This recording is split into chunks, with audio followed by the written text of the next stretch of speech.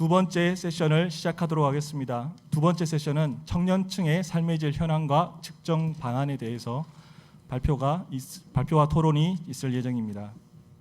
좌장은 통계개발원 전영일 원장님께서 이후의 순서를 진행하겠습니다. 전영일 원장님을 소개하겠습니다. 네, 안녕하세요. 통계개발원의 전영일입니다. 오늘 오후의 두 번째 섹션은 청년층의 삶의 질 현안과 측정 방안이라는 주제로 우리가 같이 좀 이야기를 나누도록 하겠습니다. 먼저 간단하게 좀 말씀을 드리면 제가 지금 한국에 들어온 지 37년 만에 한국에 들어왔습니다. 작년 4월에 통계개발원의 원장으로 임명을 받고 들어왔는데, 제가 한국을 떠날 때 나이로 얘기하면 청년의 초기였습니다. 20대 초반이었으니까. 그런데 제가 지금 거의 37년 만에 이제 돌아와서 저는 지금 청년의 2기라고 생각합니다. 저는 인생을 5기로 구분을 하고 있는데요. 청년 1기는 20대에서 한 54세까지, 55세부터 청년의 2기, 청년의 3기는 한 70세부터 한 85세까지, 그리고 86세부터 그 이상은 청년의 4기. 이제 아직 청년의 2기에서 좀 몇 년 지난 그런 베이비입니다.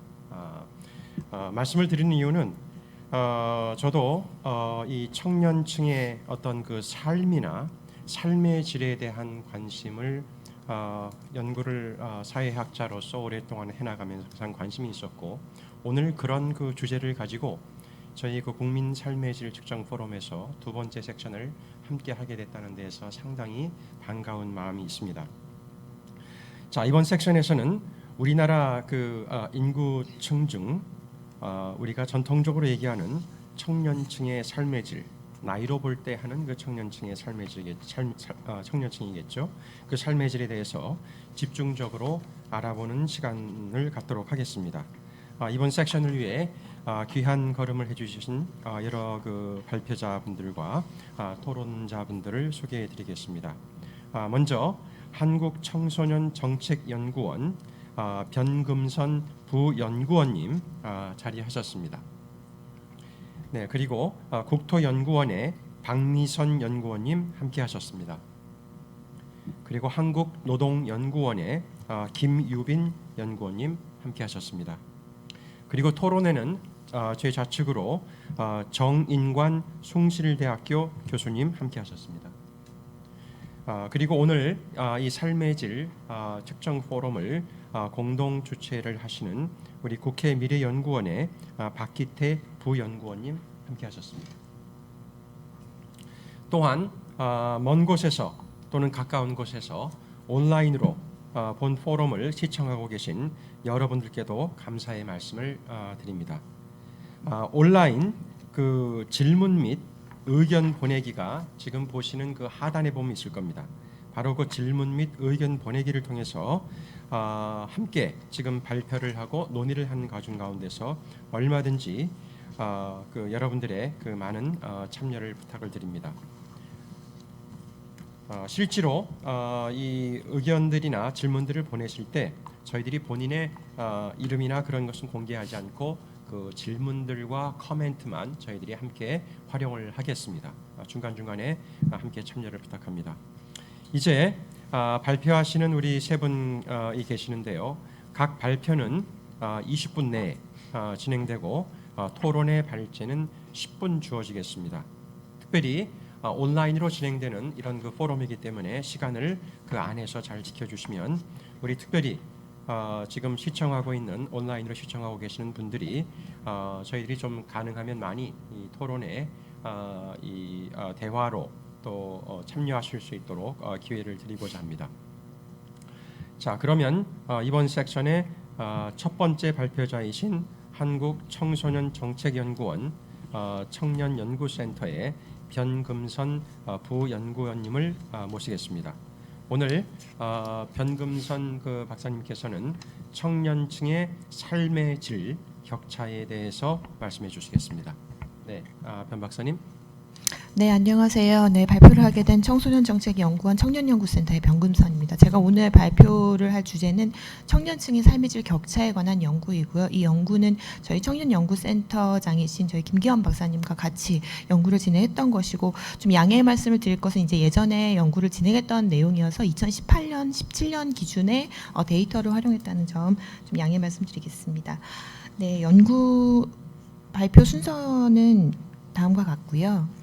일단 연구의 필요성을 말씀드리면 이 세션의 필요성과도 굉장히 직접적으로 연결된 내용이라고 할 수 있을 것 같습니다. 앞부분 세션에서 전반적인 삶의 질과 행복에 대해서 이야기를 했는데 왜 하필 수많은 연령대 중에서 청년의 삶의 질을 왜 봐야 되는지에 대해서 우리가 생각을 해볼 필요가 있습니다. 관련해서는 어쨌든 청년 실업률 계속 이야기가 나왔었는데요. 체감 실업률 굉장히 높아지고, 그리고 전체적으로 국제적인 수준에 비교해 봤을 때는 한국 청년의 실업률이 그렇게 높은 수준은 아닐 수 있지만 변화하는 그런 증가율을 봤을 때 굉장히 급격히 증가하고 있고, 최근 코로나 상황과 더불어서 경제적인 측면에 있어서 청년들의 어려움이 증가하고 있는 상황이었습니다. 그런데 이런 실업과 관련된 것을 계속 고민을 하다 보니까 이런 정책적인 대응이라던가 청년들의 삶의 실태 역시도 좀 경제적인 측면에 좀 초점이 맞춰져 있던 부분들이 있습니다.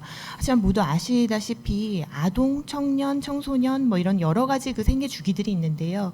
좀 자장님께서도 이제 청년을 갖다가 뭐 몇 기로 나누고 이런 말씀을 다 하셨지만 아동, 청소년, 청년 그리고 중장년, 노년이라는 어떤 전체적인 생애 과정에 있어서 청년이 갖고 있는 특성이 굉장히 이질적이고 특수한 상황이 있습니다. 그 대표적으로 말씀드릴 수 있는 것이 결국 성인 이행기라는 측면인데요. 성인 이행기는 이제 아동 청소년에서 청년을 거쳐서 좀 자립할 수 있는 성인으로 나아가고 있는 변화하는 어떤 과정의 상태에 놓여 있다라는 겁니다. 이 시기에 경험하는 여러 가지 삶의 질의 어려움들 그리고 박탈 상태들 이런 것들은 전체 사회의 포용성이라던가 통합성을 저해할 뿐만 아니라 청년 개개인들 그리고 우리 사회 구성원들 개개인들의 삶의 전반적인 부분에 있어서 어려움을 좀 크게 증대시킬 수 있다는 문제가 있습니다. 근데 기존의 연구들이라던가 아니면 청년의 실태를 바라보는 관점들은 앞부분에 말씀드렸다시피 굉장히 경제적인 측면에 그리고 교육과 관련된 성과에 좀 초점이 맞춰져 있었습니다.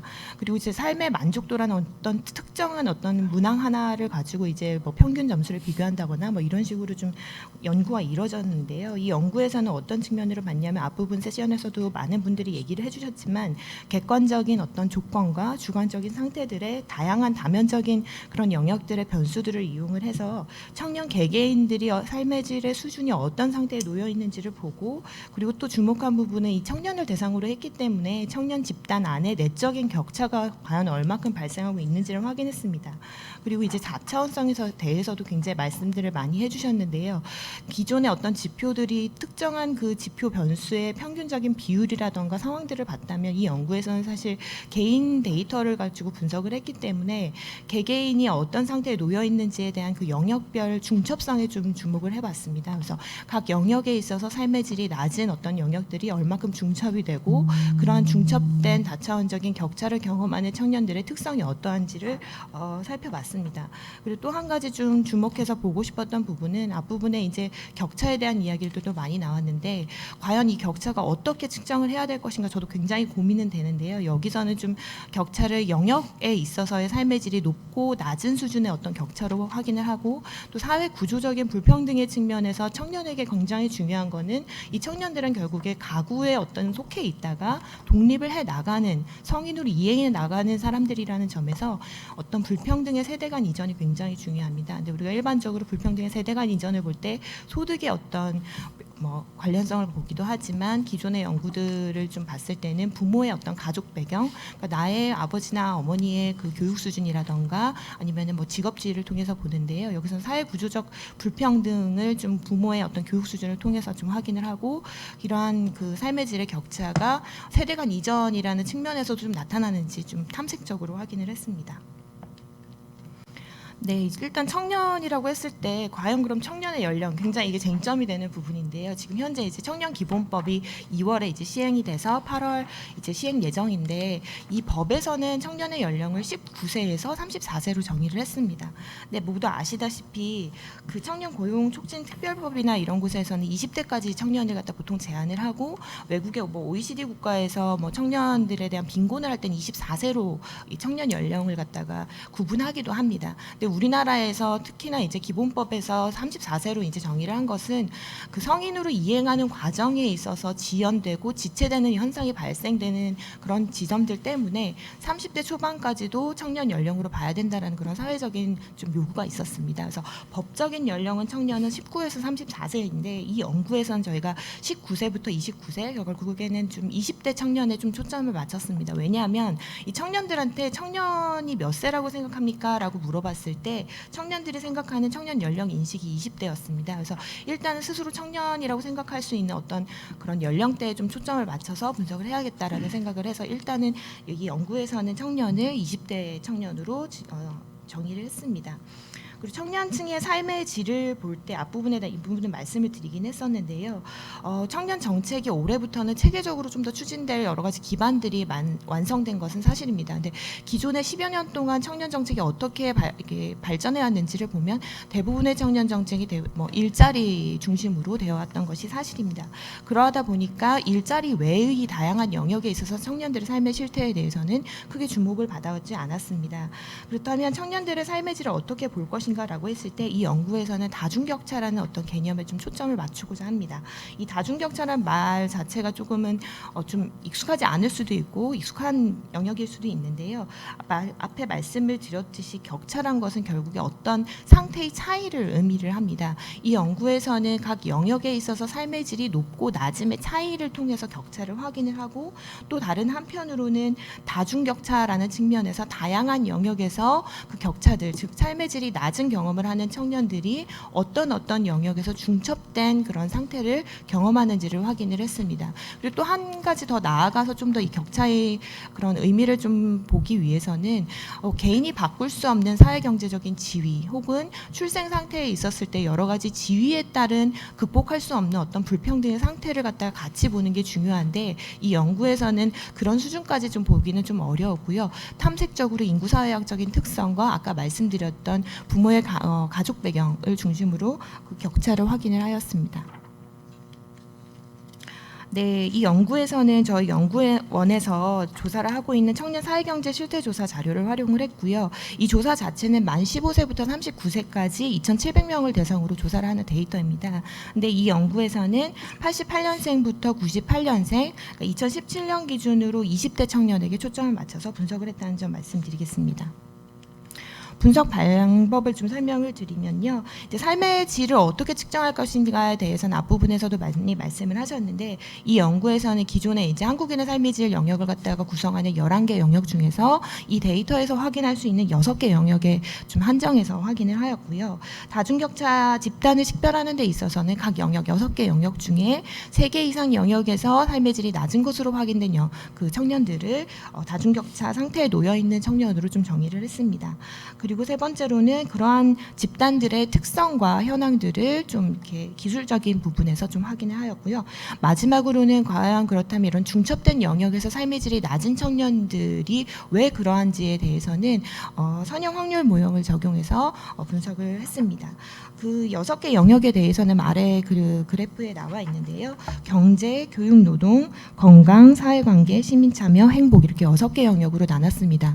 근데 좀 특이한 점이라고 좀 말씀드리고 싶은 부분은 기존에 이제 삶의 질을 측정할 때는 교육이랑 노동 혹은 고용을 이제 따로 이제 보는 그런 영역으로 나눴었는데요. 이 청년층의 특성을 아까 말씀드렸다시피 이행하는 과정, 변화하는 과정이라고 하지 않았습니까? 그래서 이제 교육을 받고 노동시장에 진입하는 이런 학교에서 노동시장으로 이행을 보기 위해서는 교육과 노동을 별도의 영역으로 측정하면 이게 측정이 안 되는 부분들이 많아서 교육과 노동 하나의 영역으로 봤다는 점 말씀을 드리고요. 그리고 건강의 경우에는 정신건강과 비만도로 측정을 하였는데 사실 이게 주관적인 건강 상태나 아니면 의료에 대한 접근성 이런 것들로 측정할 필요가 있었는데 데이터의 한계로 일단 굉장히 자기 스스로 비만 상태라고 인식한다라는 것으로 이제 좀 대체하는 문항을 활용해서 분석을 했습니다. 그리고 그 밖에도 사회관계, 시민 참여, 행복, 그리고 행복과 관련해서는 여기서는 얼마나 행복한가 아니면 주관적인 만족도 이런 걸 보기보다는요, 저희가 이제 문항에 들어가 있는 내용이 행복하기 위해서 필요한 조건을 얼마큼 가지고 있느냐, 그리고 그런 것에 대해서 얼마큼 만족하느냐에 대한 그 문항을 갖고 있어서 그 문항을 통해서 행복 영역을 측정했습니다. 네, 일반적인 특성입니다. 전체 그 비율들에 대한 내용들은 일단 넘어가도록 하겠습니다. 삶의 질 상태에 대해서 결과표를 보여드리면요, 이제 경제에 있어서는 채무가 있는 청년이 16.8%로 나타났고요. 그리고 이제 박탈과 관련해서는 저희가 6개 영역 중에서 4개 이상 박탈을 경험하고 있는 청년이 4.21%로 나타났습니다. 그리고 교육과 노동은 이제 니트와 그리고 경제활동, 비경제활동으로 나눠서 분석을 했는데요. 이 부분에 대해서는 뒤에서 좀 더 자세히 설명을 드리겠습니다. 그리고 건강에서 조금 더 이제 좀 주목을 해야 될 부분이 있는데, 정신 건강 상태가 나쁜 청년이 이게 28.1% 정도로 이렇게 좀 높은 수준으로 나타났는데, 이게 좀 상대적인 지표이기 때문에 좀 다소 높게 나타났다는 점 말씀드리겠습니다. 사회관계에 있어서는 친근한 친구가 없다라고 응답한 그 청년이 2.7%, 그리고 외출 횟수가 거의 없다라고 응답한 청년이 3.4%였고요. 시민 참여 관련해서는 이제 정치 효능감이 낮다라고 응답한 청년 7.8%였고, 행복 조건 만족도가 낮은 청년이 26.61%였어요. 그래서 이 부분은 좀 주목할 만한 부분이라는 생각이 듭니다. 청년들 중에 다수, 그러니까 4명 중에 1명의 청년들은 내가 행복하는 데 있어서 필요한 조건들에 있어서 만족하지 않는다라고 응답을 했다고 보시면 되겠습니다.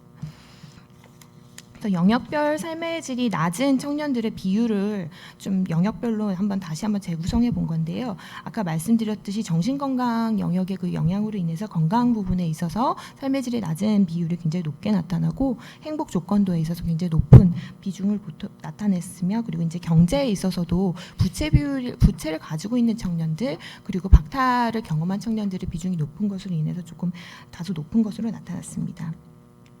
그리고 이어서 청년들의 경우에는 어쨌든 학교에서 교육을 받고 노동시장에 처음으로 진입을 해서 평생 동안 일을 할 수 있는 어떤 직업을 결정하고, 그리고 자기의 가정을 꾸리는 어떤 이런 이행가정의 특성을 보이기 때문에 청년들의 현재 상태에 따른 삶의 질의 영역들의 수준이 어떤지를 확인을 했습니다. 그래서 이것을 경제활동 상태 여부, 그리고 경제활동 상태 중에서도 취업과 실업, 그리고 비경제활동은 재학생과 비재학생으로 나눠서 확인을 한 것인데요.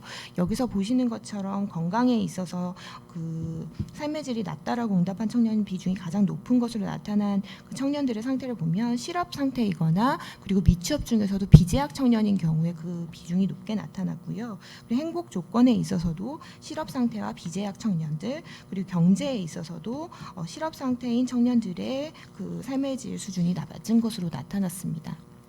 그리고 다음으로 이어서 이제 6개 영역 중에서 중첩적으로 몇 개의 영역에서 이 삶의 질이 낮은 것으로 나타났는지를 카운트를 해봤는데요. 0개, 그러니까 하나도 이제 삶의 질에 있어서 낮은 상태에 놓여 있지 않은 청년은 37.3%에 불과했습니다. 그리고 이제 1개 영역은 31.9%였고요. 2개 이상의 중복 경험을 한 청년들의 비중이 상당히 많은 것을 알 수가 있습니다. 그리고 이어서 이제 각 상태별로 이 6개 영역 중에서 3개 이상 영역에서 삶의 질이 낮은 것으로 확인된 청년들의 비중을 영역별로 확인을 해봤더니, 여기서도 앞부분에 보셨던 것과 좀 유사하게 실업 상태인 청년과 그리고 비재학생인 청년들이 중복된 영역에서 삶의 질이 낮은 것으로 나타났습니다. 그리고 이제 이런 상태를 고려하지 않더라도 전체 청년 중에서 14%에 이르는 청년들이 삶의 질이 3개 이상 영역에서 좀 낮은 상태에 놓여 있다라고 말씀드릴 수 있을 것 같습니다. 이 다음은 이제 중복 경험 분포를 또 다른 방식으로 보여드린 거여서요, 넘어가도록 하겠습니다. 그리고 이어서 이제 3개 이상의 영역에서 삶의 질이 낮은 청년들이 과연 어떤 영역에서 이런 경험들을 많이 하는지를 전체 청년과 경제활동 상태를 하고 있는 청년, 비경활 청년으로 나눠서 봤을 때도 그 차이가 좀 보였는데요. 앞에 말씀드렸듯이 전체적인 경약에 있어서는 행복 조건이라던가 건강 영역에서 이 삶의 질이 낮은 것으로 나타난 그 비중이 굉장히 높게 나타났는데, 그 상태에 따라서 좀 다른 영향을 보였습니다. 아무래도 이제 그 경제활동 상태인 청년들의 경우에는 의외로 이제 경제적인 부분에서 오히려 더 박탈이나 이런 경험들이 좀 있는 것, 그리고 부채의 경우에는 이 일을 하면서 뭔가 이제 집을 갖다 마련을 한다거나 아니면 학자금 대출이나 이런 걸 갚아야 되는 이런 부담들로 인해서 이런 부분이 다소 높게 나타났습니다. 다음으로 인구학적인 특성 부분인데요. 이 부분에서 좀 주목해야 될 부분은 혼인 상태와 자녀 유무에 따른 차이를 봤을 때 혼인 상태가 기혼이거나 자녀가 있는 경우에 오히려 삶의 질이 굉장히 낮게 나타났어요. 근데 저희가 청년들의 삶의 질이나 삶의 현황을 갖다 볼 때 청년들이 결혼을 이제 필수가 아니라 선택이라고 생각을 하고 결혼을 하거나 가족을 형성하는 것 자체가 30대 이후에 어떤 결정되는 어떤 경향이 발견된다는 것 때문에 청년을 이야기할 때 결혼이라던가 아니면 아이를 키운다던가 이런 가족 형성과 양육에 대한 부분은 좀 약간 간과하는 경향이 있습니다. 근데 이 연구에서는 20대 청년을 대상으로 했기 때문에 20대에 이미 가족 형성을 경험한 청년들의 경우에는 오히려 그런 변화의 경향에 뭔가 이렇게 좀 따라가지 못하는 것으로 인해서 오히려 삶의 질이 낮을 수 있다라는 것을 보여준다고 할 수가 있겠습니다. 그리고 마지막으로 이제 각각의 변수들을 투입해서 3개 이상 영역에서 삶의 질이 낮을 그런 위험이 얼만큼 높은지를 봤는데 좀 주목해야 될 부분은 부모의 교육 수준의 변수가 유의하게 나왔다는 거예요. 이 이야기는 뭐냐면 본인이 바꿀 수 없는 어떤 가족 배경에 의해서 현재 20대 청년들의 삶의 질 수준이 달라지고 있다라고 보여지고 이러한 것들이 결국엔 사회 구조적인 불평등으로 인해서 20대 처음으로 출발을 해야 되는 청년들의 삶의 질이 불평등하게 좀 구조화될 수 있다라는 걸 보여준다고 볼 수 있겠습니다. 이제 결론으로 넘어가는데요. 일단은 계속 많은 분들이 말씀을 해주셨던 것처럼 청년들의 경우에는 특히나 다차원적인 접근이 굉장히 필요하고요. 우리 청년의 특성 자체가 다른 세대와의 다른 어떤 이질성도 있지만 청년 집단 안에서의 어떤 이질적인 격차 역시도 주목해야 될 필요가 있다라고 봅니다. 그러니까 평균적으로 보이는 어떤 청년들의 보편적인 특성과 더불어서 그 보편적인 특성 안에서도 특별하게 어떤 정책적인 지원이 필요한 청년들을 식별해내야 되는 그런 필요성이 있다라고 보여지고요. 그리고 삶의 질 측정 포럼이라고 제가 좀 고민을 많이 해본 것이 뭐냐면 계속 저희가 청년 정책을 연구하면서도 항상 그런 고민을 하거든요. 전체적인 것들을 갖다가 같이 보는 게 맞냐, 전체 사회 경향을 같이 보는 게 맞냐. 그러니까 한마디로 모든 연령대의 보편적인 사회적 위험에 대응하는 게 맞냐, 아니면 특정 연령대를 특정 대상으로서 접근하는 게 맞는지에 대해서 되게 고민을 많이 합니다. 근데 삶의 질의 경우에는 특히나 삶의 질을 결정하는 여러 영역들이 좀 모든 연령대에 똑같이 어떤 영향을 미치는 영역들도 있지만 특히나 특정 경험을 하는 이 청년기의 경우에는 좀 각각의 영역에 있어서 삶의 질의 수준을 좀 측정할 수 있는 청년의 특성을 갖다 좀 고려한 접근이 필요하지 않을까라는 생각이 들고요. 그리고 또 중요한 것은 한국 사회 특수성을 좀 고려해야 된다는 생각이 듭니다. 그러니까 청년을 대상으로 한 삶의 질을 측정하는 여러 시도들이 외국에서도 지금 되고 있고 OECD에서도 그런 킷을 만들고 있는 것으로 알고 있는데요. 근데 이제 OECD 같은 경우에는 주로는 서구 국가를 중심으로 변수들을 만들고 있기 때문에 청년, 특히나 한국 청년들의 특성을 고려하지 못한다는 부분들이 굉장히 좀 우려되는 부분이 있습니다. 일단 첫 번째로는 청년의 연령부터 이제 차이가 나고요. 그리고 두 번째로는 우리나라 청년들은 고학력이기 때문에 저학력 중심의 어떤 교육 훈련에 대한 접근을 갖다 중심으로 하는 유럽 국가의 접근과는 좀 차이가 있어야 되고, 그리고 또 무엇보다도 중요한 것은 대부분의 청년들이 여전히 부모와 함께 살고 있다는 것입니다. 이게 이제 본인이 선택하는 것일 수도 있고 사회적인 요인 때문에 그것을 선택하지 못하는 청년들도 있는데요. 이런 어떤 사회 문화적인 특성, 우리 사회가 가지고 있는, 한국 사회가 가지고 있는 청년이 이 가구 안에서, 사회 안에서 어떤 지위에 어떤 역할을 해야 되는 사람인지에 대한 그런 사회 문화적인 특성을 고려하지 않는다면 그런 외국의 어떤 지표들을 활용하는 것들에 굉장히 제약이 있을 것으로 보입니다. 네, 이상입니다. 네.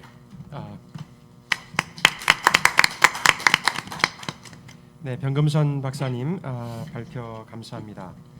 2017년 한 3년 전에 데이터이긴 하지만 청년 사회 경제 실태 조사를 활용을 해서 청년들의 그 삶의 질의 그 다면적인 그 격차의 어떤 그 위험 결정 요인을 분석하고 또 청년 삶의 질의 그 측정의 그 쟁점들을 좀 자세하게 인구학적으로 또 여러 그 측면들을 통해서 6개 영역을 중심으로 해서 소개를 해주셨습니다.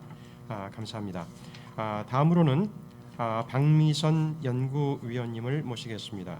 국토연구원의 박미선 박사님은 청년 주거와 주거복지를 주요 분야로 연구하고 있습니다. 오늘 발표는 청년층 가구 유형별 주거 실태 분석에 대해서 말씀해 주시겠습니다. 박미선 박사님. 네. 예, 안녕하십니까. 방금 소개받은 국토연구원의 박미선입니다. 이번에 제가 말씀드릴 내용은 청년층의 가구 유형별 주거 실태가 어떠한지에 대한 내용이 되겠습니다. 뭐 잘 아시겠지만 전체 발표 순서는 왜 우리가 청년층의 주거 문제에 관심을 가져야 되는지, 사회적인 여건이 어떻게 변화했는지로부터 먼저 시작을 하고요. 그리고 청년층이 현재 어떻게 가구를 구성하고 있는지 대략적인 모습을 한번 보여드린 이후에 각 가구 유형별로 주거 실태를 분석한 내용을 말씀드리고 매짐을 하겠습니다. 우선 청년층과 관련된 주변에 이제 사회 여건이 많이 변하고 있다라는 문제 제기가 필요합니다. 왜냐하면 기존의 주택 정책 측면에서는 주택의 절대적인 부족 문제나 이제 제한된 자원의 배분 과정에서 당연히 가구주 중심으로, 부양가족이 많은 가구주를 중심으로 배분이 이루어졌습니다. 그리고 이것이 노부모를 부양하시면서 자녀들이 같이 있는 가구에게 주택을 먼저 공급하는 것이 사회적으로 굉장히 정당성을 확보를 하고 있었죠. 그런데 우리나라 모델이 사실은 이제 보편적인 복지 모델이라기보다는 굉장히 이제 자녀적인 복지 모델이기 때문에 근로 능력이 없는 분을 이제 중심적으로 이제 지원을 하다 보니 근로 능력이 있는 그 젊은 층이라든지 자녀 양육 부담이 없는 젊은 세대, 청년들 같은 경우는 정책의 우선순위가 굉장히 낮아질 수밖에 없는 상황이었습니다. 그런데 문제는 지금과 같은 상황에서 과거의 정책 틀을 유지를 하게 되면 향후의 미래 가구 변화에 대해 대응하기 어렵다라는 것이죠. 그래서 잘 아시다시피 우리나라의 가구 원수가 굉장히 이제 빠르게 줄어들고 있는데 1980년대에만 해도 1인 가구 비율이 6%밖에 안 되었거든요. 그 당시엔 대부분 다 4인 가구 이상으로 거주를 하고 계셨고요. 그런데 30년이 지났더니 그 비율이 28%까지 이제 올라온 거죠. 그런데 앞으로 30년 후에는 37%까지 늘어날 것이다 라고 보기 때문에 과거에는 가족이라는 단어를 떠올릴 때는 한 서너 명이 같이 식사를 하는 이제 이런 모델이 같이 떠올랐는데 요즘은 가구의 형태가 혼자 사시는 분들이 더 많은 것이 되는 거죠. 그래서 가구 유형을 30년 후의 모습을 지켜보시면 보시는 것처럼 1인 가구가 37.3%이고 2인 가구, 그러니까 예를 들면 부 또는 모와 함께 자녀가 사는 비율이 21%거든요. 그래서 우리가 알고 있는 부모님과 자녀 이렇게 이제 4인, 5인 이상이 되는 가구는 굉장히 적은, 오히려 그렇게 살면 특이하다라고 볼 수 있는 이런 상황이 될 것이라는 거죠. 이게 청년의 주거와 관련해서도 이 주변 여건이 굉장히 많이 바뀌어 왔습니다. 해서 청년은 사실은 굉장히 불안합니다. 어느 나라든 어느 시대이든 늘 청년은 불안해 왔는데 특별히 지금 우리가 청년의 주거에 관심을 가져야 되는 이유는 지금과 같은 이제 상황의 급격한 변화 때문이라고 저는 보고 있습니다. 먼저 청년의 열악한 주거 환경은 과거에도 굉장히 열악했죠. 그런데 이게 예전에는 굉장히 일시적이었고 과도기적이어서 금방 이제 다음으로 넘어갔다라고 하면 지금은 굉장히 구조적으로 길다라는 거죠. 그래서 학업이 장기화되고 있고 취업난 또 이로 인해서 만원 또는 비혼이 되니까 우리가 여기서 문제를 끊어주지 않으면 이 상황이 굉장히 고착화될 가능성이 있다라는 말씀을 드리고 싶고요. 예전에도 부모님들은 청년 주거에 지원을 하셨습니다. 그러나 그것은 대다수라기보다는 일부분, 이제 일부였다라고 하면 이제는 부모님이 지원을 하시느냐 안 하느냐에 따라서 출발선의 격차가 너무 크다라는 거죠. 그래서 사회적인 불평등이 주택 부문에서 재생산될 가능성 때문에 우리가 주거 문제를 이제 관심을 갖게 되고요. 근데 부모님도 사실은 또 다릅니다. 부모님 세대들도 예전에는 어르신들을 모시면서 주택을 상속받는 패키지가 있었다라고 하면 지금은 이제 오랫동안 건강하게 사셔야 되는데 주택연금 등을 통해서 주택을 또 이 노후에 대한 부담을 또 여전히 안고 계시는 거죠. 그러다 보니 자녀에 대해서 전폭적으로 지원을 하다 보면 그 자녀가 자신들을 부양할 수 있는 상황이 아니기 때문에 이제 중간에 딜레마가 생기는 겁니다. 그리고 과거에는 자가 선호는 뭐 여전히 높습니다만 어쨌든 보증부 월세에서 전세 자가로 이어지는 어떤 그 사다리 모델에 대해서 믿음이 좀 많았다라고 하면 지금은 주택가격 상승 때문에 이 자가 마련에 대한 가능성이 굉장히 낮아졌죠. 그래서 아시다시피 예전에 이제 어르신들이 하는 말씀이 우리는 옛날에 결혼할 때 지하 단칸방에서 시작해서 애 낳고 잘 살았다. 그래서 어떻게든 결혼과 출산 양육을 지속을 했다라고 하면 지금은 사실 다 아시는 것처럼 결혼을 못하기도 하고 안 하기도 하고 늦게 하기도 하고 그리고 출산을 지연하기도 하고 포기하기도 하면서 사회적으로 뭐 저출생 고령 사회뿐만 아니고 사회 활력이 저하되는 그런 문제가 있습니다. 아까 이제 앞에서 말씀하신 것처럼 사실 청년 문제는 이행기 문제로 지원을 하는 것이 좋고 또 예방적인 조치로 지원을 하는 것이 바람직하다라고 생각을 합니다. 왜냐하면 우리가 사실은 어린아이들한테 예방접종을 마칠 때 아이들이 굉장히 싫어합니다. 많이 울죠. 그런데 사실 그때 잠깐 아프고 나면 그 뒤에 독감 걸릴 걸 막아주는 효과가 있는 거거든요. 그 잠시의 아픔과 고통을 참으면 더 큰 미래에 추가적인 비용을 막을 수 있는 것처럼 사실 청년기 문제도 지원도 역시 예방적인 조치로 필요하다. 문제가 더 커지기 전에 막는 것이고요. 또 하나는 이행기의 전략인 거죠. 그래서 이행을 하기 위해서 아동에서 성인기로 이행해서 독립된 경제활동을 하고 자립할 수 있도록 지원하는 과정으로 또 하나가 이제 주거가 중요한 문제가 되겠습니다. 이게 근데 우리나라만의 특수한 문제는 아닙니다. 잘 아시다시피. 그래서 뭐 X세대, Y세대 하듯이 임차 세대 뭐 이런 말까지 나올 정도거든요. 왜냐하면 이 당신들의 소득과 주거비를 보아서는 자가로 가기 어려울 수도 있겠다 해서 굉장히 자조적인 표현으로 이제 계속 임차인으로 남아있는 세대일 것이다라는 표현이 이제 나오는 거죠. 또한 이 이행기는 원래 넘어가야 되는데 넘어가는 게 아니고 완전히 얼어붙었다라는 표현까지 나오고 있습니다. 이제 서구에서도 그런 표현을 할 정도로 굉장히 유사한 상황들이 발생을 하고 있고요. 그러다 보니 부모랑 동거하는 비율이 높을수록 결혼을 지연하고 출산도 지연하거나 포기하면서 다음 생애로 넘어가지 못하는 일들이 이제 계속 발생을 합니다. 특히 이제 동아시아 지역에서 많이 문제가 심각하긴 한데 상당 부분은 우리의 정서와 유사하다고 봅니다. 그래서 부모에게 사실 많은 책임이 가 있고 또 부모님도 그에 대해서 책임의식을 느끼고 있고 그러면서 청년의 독립이 늦어지고 청년에 대해 책임을 지려고 하다 보니 이것이 사회적으로 의외의 효과가 나타나는 것이죠. 청년층은 지금 현재 어떻게 살고 있느냐? 일단은 저희가 이게 주거 실태 조사라는 조사가 있습니다. 국토교통부에서 하고 저희 연구원에서 실시하는데 매년 실시하고 있는데 제가 지난 한 10년 정도의 모습을 보고 싶어서 2010년, 14년, 18년의 자료를 분석을 했고요. 18년 현재 청년들, 그러니까 청년기본법에서 이야기하는 청년은 만 19세에서 34세이기 때문에 그 청년들이 살고 있는 가구 형태를 먼저 구분을 했습니다. 보니 한 700만 가구가 나오는데 그중에 절반 좀 넘는 분들은 부모님과 함께 사십니다. 그리고 나머지 분들의 한 반반 정도가 혼자 사시거나 또는 부부로 같이 사시는 거죠. 그러니까 우리가 흔히 신혼부부라고 하는 그 카테고리에 들어가겠죠. 그리고 한 4% 정도는 이런 부모님이나 배우자가 아닌 분들과 살고 계십니다. 그래서 우리가 생각하는 거랑 조금 다른 모습일 수도 있겠는데 지난 약 8년간 부모님과 같이 사는 비율은 많이 감소를 했고요. 혼자 사시는 분들이 많이 늘었습니다. 뭐 신혼부부 정도는 약간 좀 줄어 있는 상황이고요. 그럼 이 네 가지 그룹에 대해서 이제 지난 이제 10년 정도의 시간 동안 주거의 모습이 어떻게 변했는지를 말씀드리겠습니다. 전체적으로 가구원 수가 줄고 있기 때문에 그 모든 유형에서 가구원 수가 줄고 있죠. 뭐 단독 가구들 일명이긴 합니다만, 그래서 부부 가구는 보시면은 3.01명이기 때문에 부부와 아이 한 명이 이제 살고 있는 것으로 알 수 있고, 또 부모랑 같이 사시는 분은 3.48명이니 두 가구 중에 하나는 부모님과 본인 그리고 동생이나 뭐 형제 한 분이 있는 이런 모습일 것 같습니다.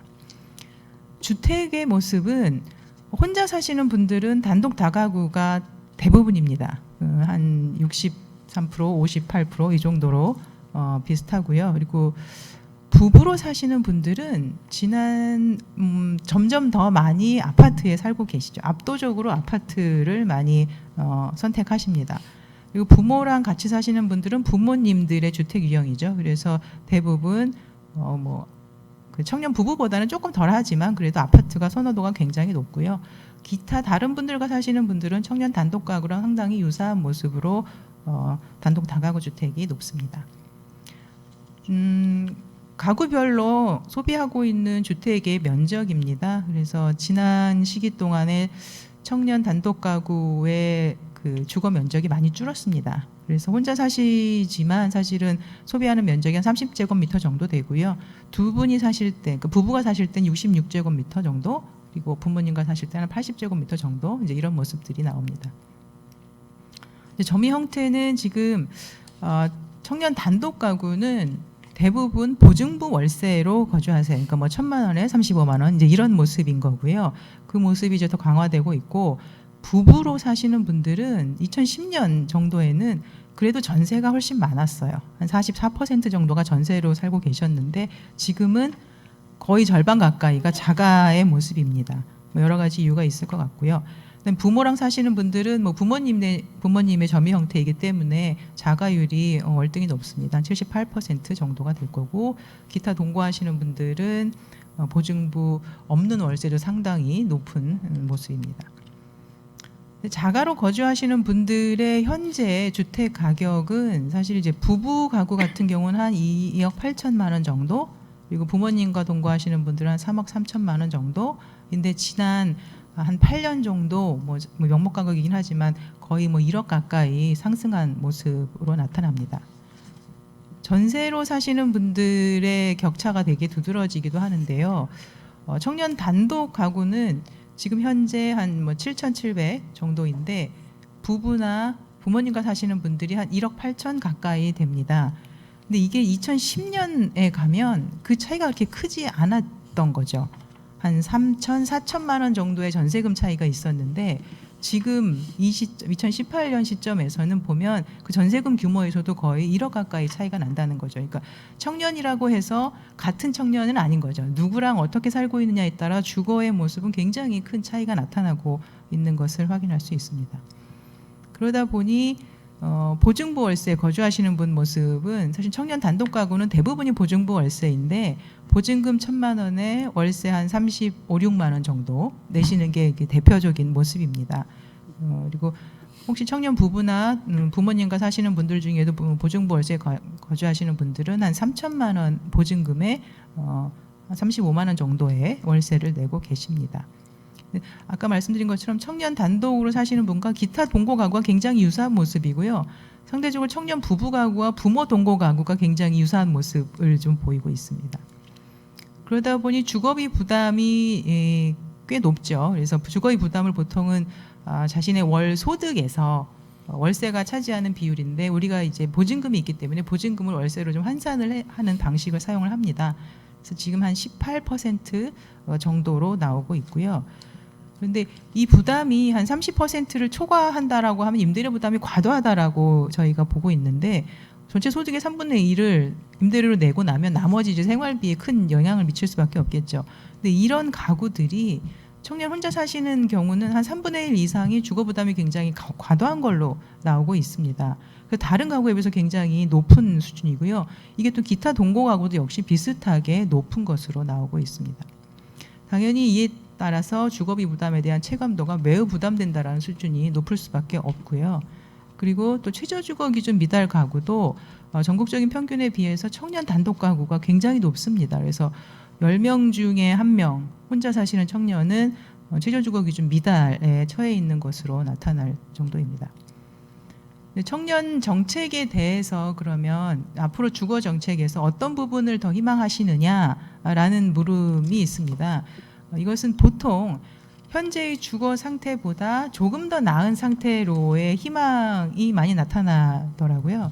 그래서 상향 이동에 대한 기대가 표출되는데, 청년 단독 가구 같은 경우는 말씀드린 것처럼 보통 보증부 월세에 살면서 월세 부담이 크니까 그 두 가지가 이제 키워드가 되겠죠. 그래서 지금 현재에서부터 조금 나아지는 모습이 이제 전세이기 때문에 전세 자금에 대한 요청이 굉장히 높고요. 두 번째로 많은 요구는 월세 보조입니다. 그러니까 주거비에 대한 직접적인 보조를 희망하시는 거죠. 아까 보신 것처럼 청년 단독 가구의 3분의 1 이상이 전체 가구 소득의 30% 이상을 사용하고 있기 때문에 그런 부담에 대한 직접적인 완화를 희망하고 계시고요.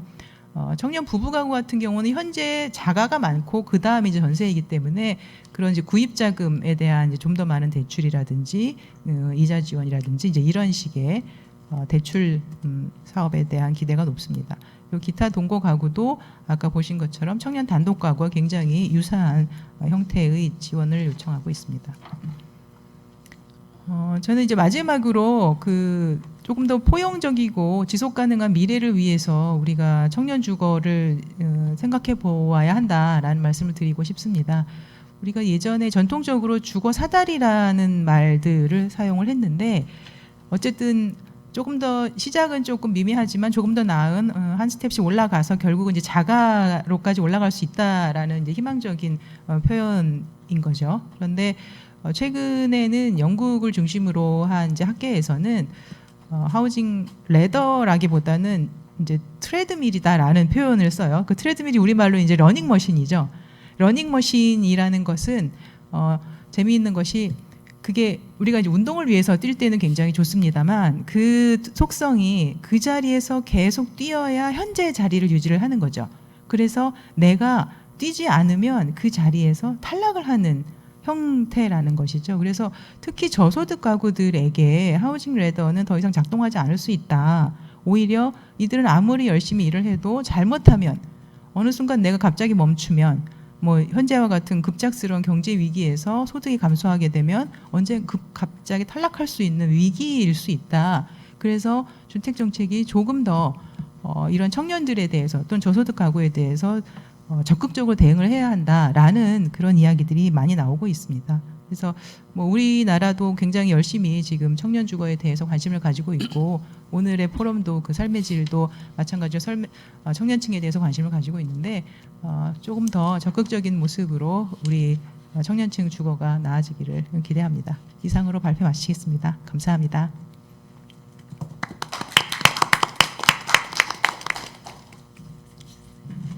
네, 박미선 박사님 발표 감사합니다. 지금 그 말씀하신 대로 특별히 발표에서는 이 주거의 어떤 그 환경을 둘러싼 그런 여건 변화 그리고 특별히 그 청년층을 단독 가구, 부부 가구, 동거 가구 또 기타 동거 가구 이런 그 여러 가지 그 유형별로 나누어서 이 청년층의 어떤 그 실태를 바로 그런 분야들을 중심으로 좀 깊이 있는 분석을 여러 가지 좀 시계열 데이터도 보고 상당히 의미 있는 유용한 그런 정책적인 데이터를 많이 좀 제시하셨군요. 자 그러면은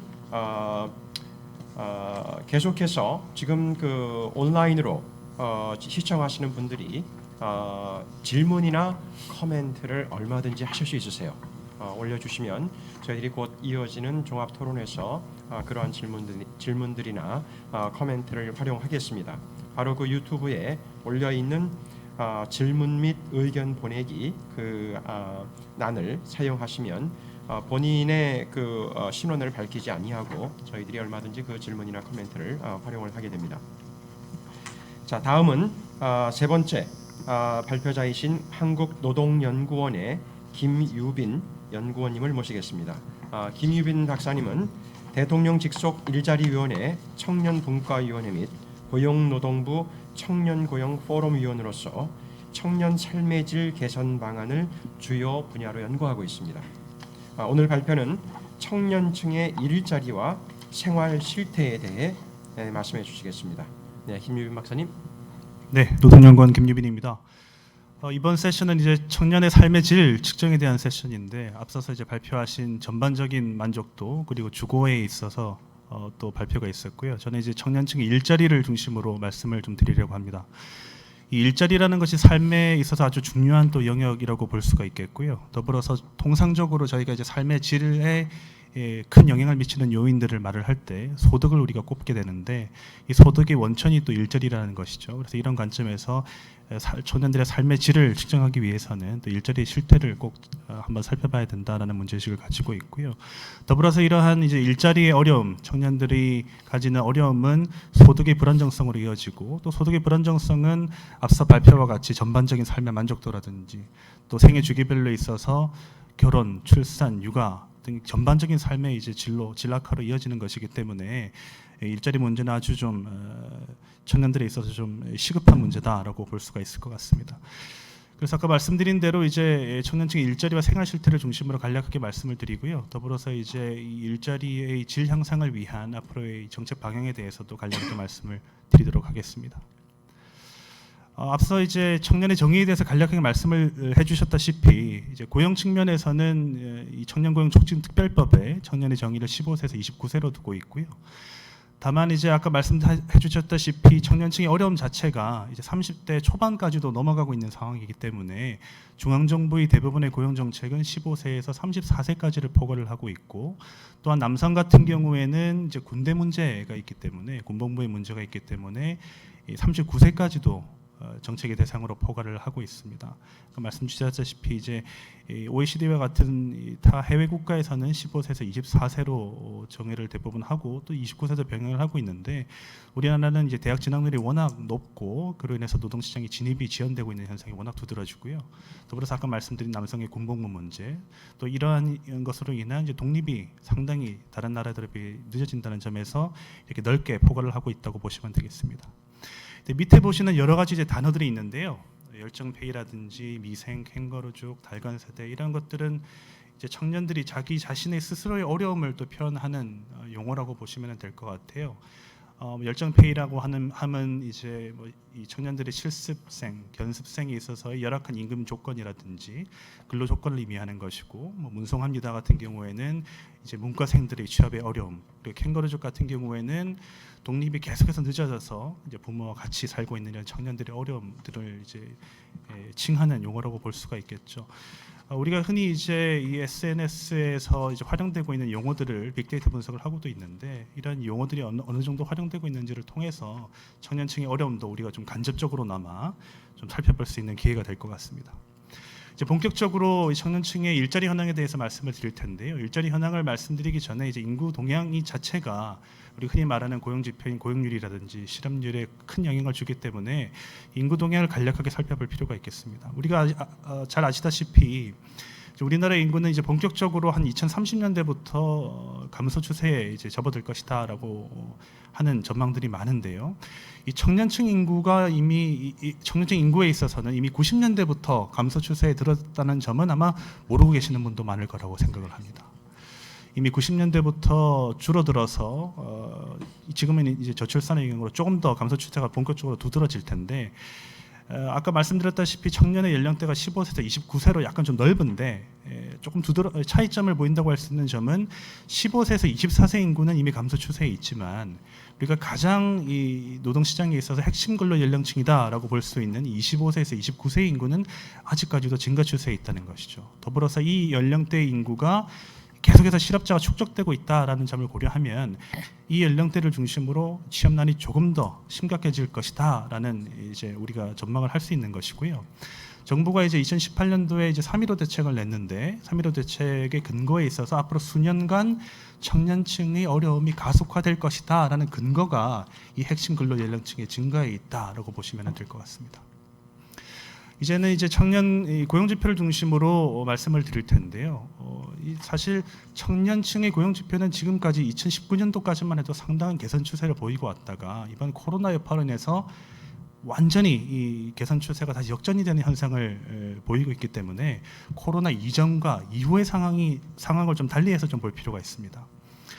먼저 이제 고용률부터 보게 되면 말씀드렸다시피 2013년부터 상당한 개선 추세를 보여왔습니다.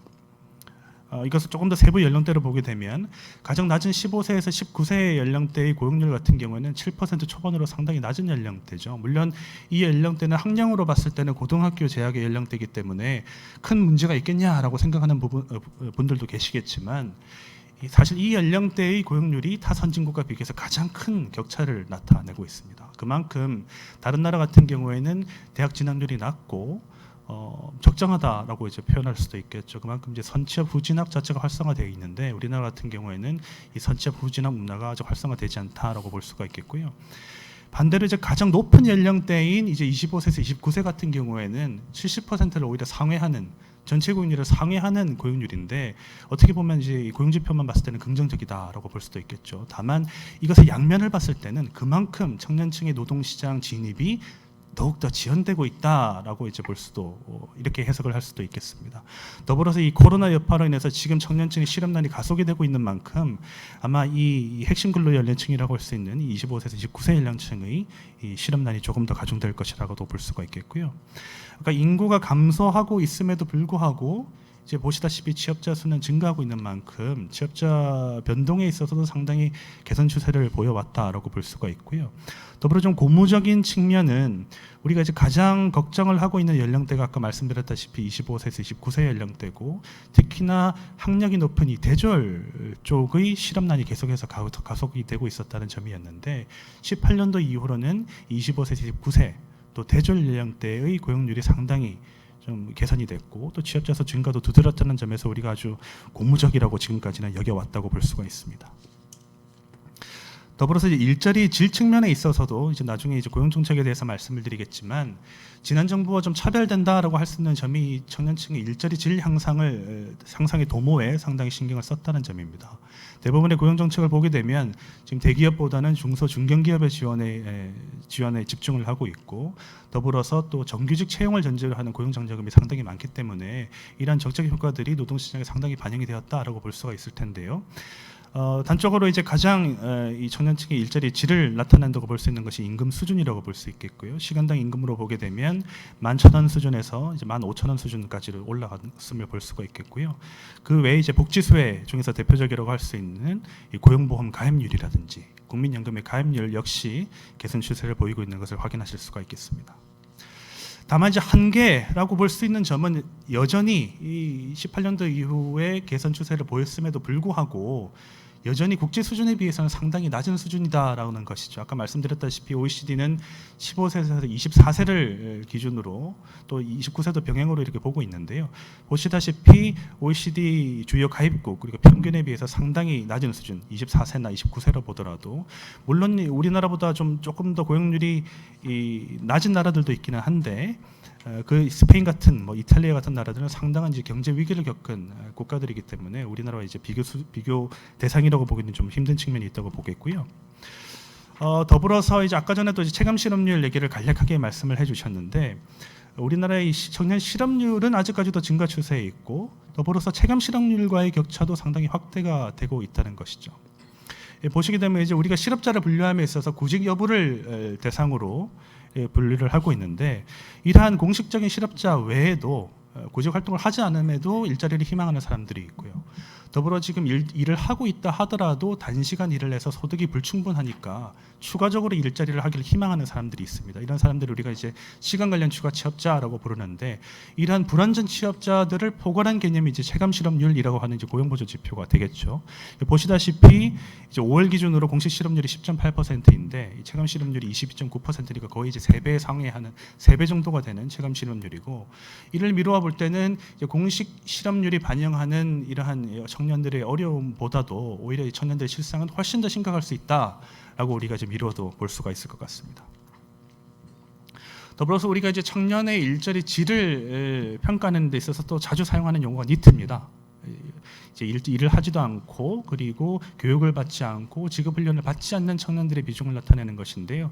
우리나라가 한 18% 초반에서 20% 사이로 이렇게 변동을 하고 있는데 보시다시피 다른 나라들 이제 OECD 주요 국가들에 비해서 상당히 이 비중이 높은 수준이다라는 걸 확인하실 수가 있겠고요.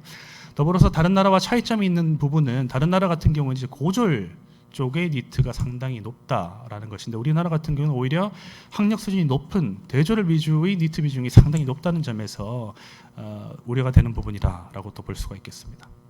자, 지금까지는 이제 이 코로나 이전의 고용 지표에 대해서 말씀을 드렸는데요. 이제 코로나 이후의 청년 고용이 어떠한 파급 효과를 나타내고 있냐라는 것을 한번 살펴보면요. 통상적으로 이제 경기가 상승 국면에 있을 때는 청년이라든지 여성을 중심으로 고용이 개선되는 이런 모습을 보이는데, 반대로 이 경기가 하강 국면에 있을 때는 청년층을 중심으로 이 부정적 효과가 집중되는 모습을 보입니다. 우리나라 같은 경우도 마찬가지 모습을 보이고 있고요. 이 코로나19의 여파는 2월부터 이제 반영이 되기 시작해서 3월부터 본격적으로 반영이 되기 시작했고, 4월에는 이제 취업자 수가 24만 5천 명 정도로 감소를 했으니까 상당히 이제 큰 폭으로 감소를 했다라고 볼 수가 있겠습니다. 하지만 이제 더욱더 우려가 되는 점은 이 코로나19로 인해서 가장 타격을 받은 업종이 이제 관광, 숙박, 음식업 그리고 도소매업 등이고, 고용 형태로 봤을 때는 이 고용 안전망이 가장 취약하다고 볼 수 있는 임시 일용직을 중심으로 타격을 입었는데, 문제는 이 청년층의 비중이 상당히 높다는 것이죠. 특히나 20대 초반의 청년층 비중이 상당히 높아서 우리가 우려를 하고 있었는데, 다만 5월 들어서는 이 취업자 수 감소가 다소 진정이 되는 모습을 보였습니다.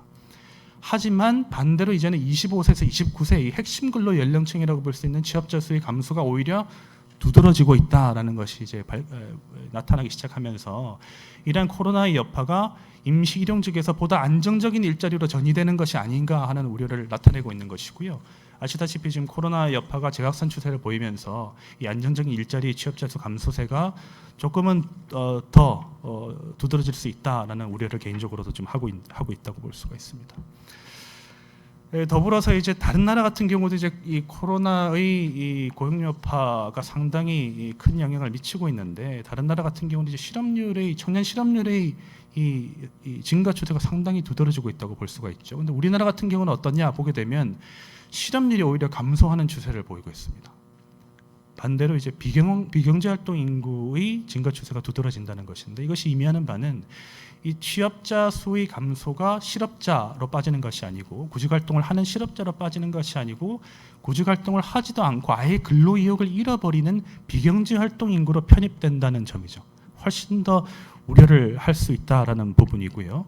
더불어서 이제 비경제 활동 인구 중에서도 쉬었음 그리고 구직 단년자의 증가 추세가 상당히 두드러지고 있다라는 것을 보실 수가 있습니다.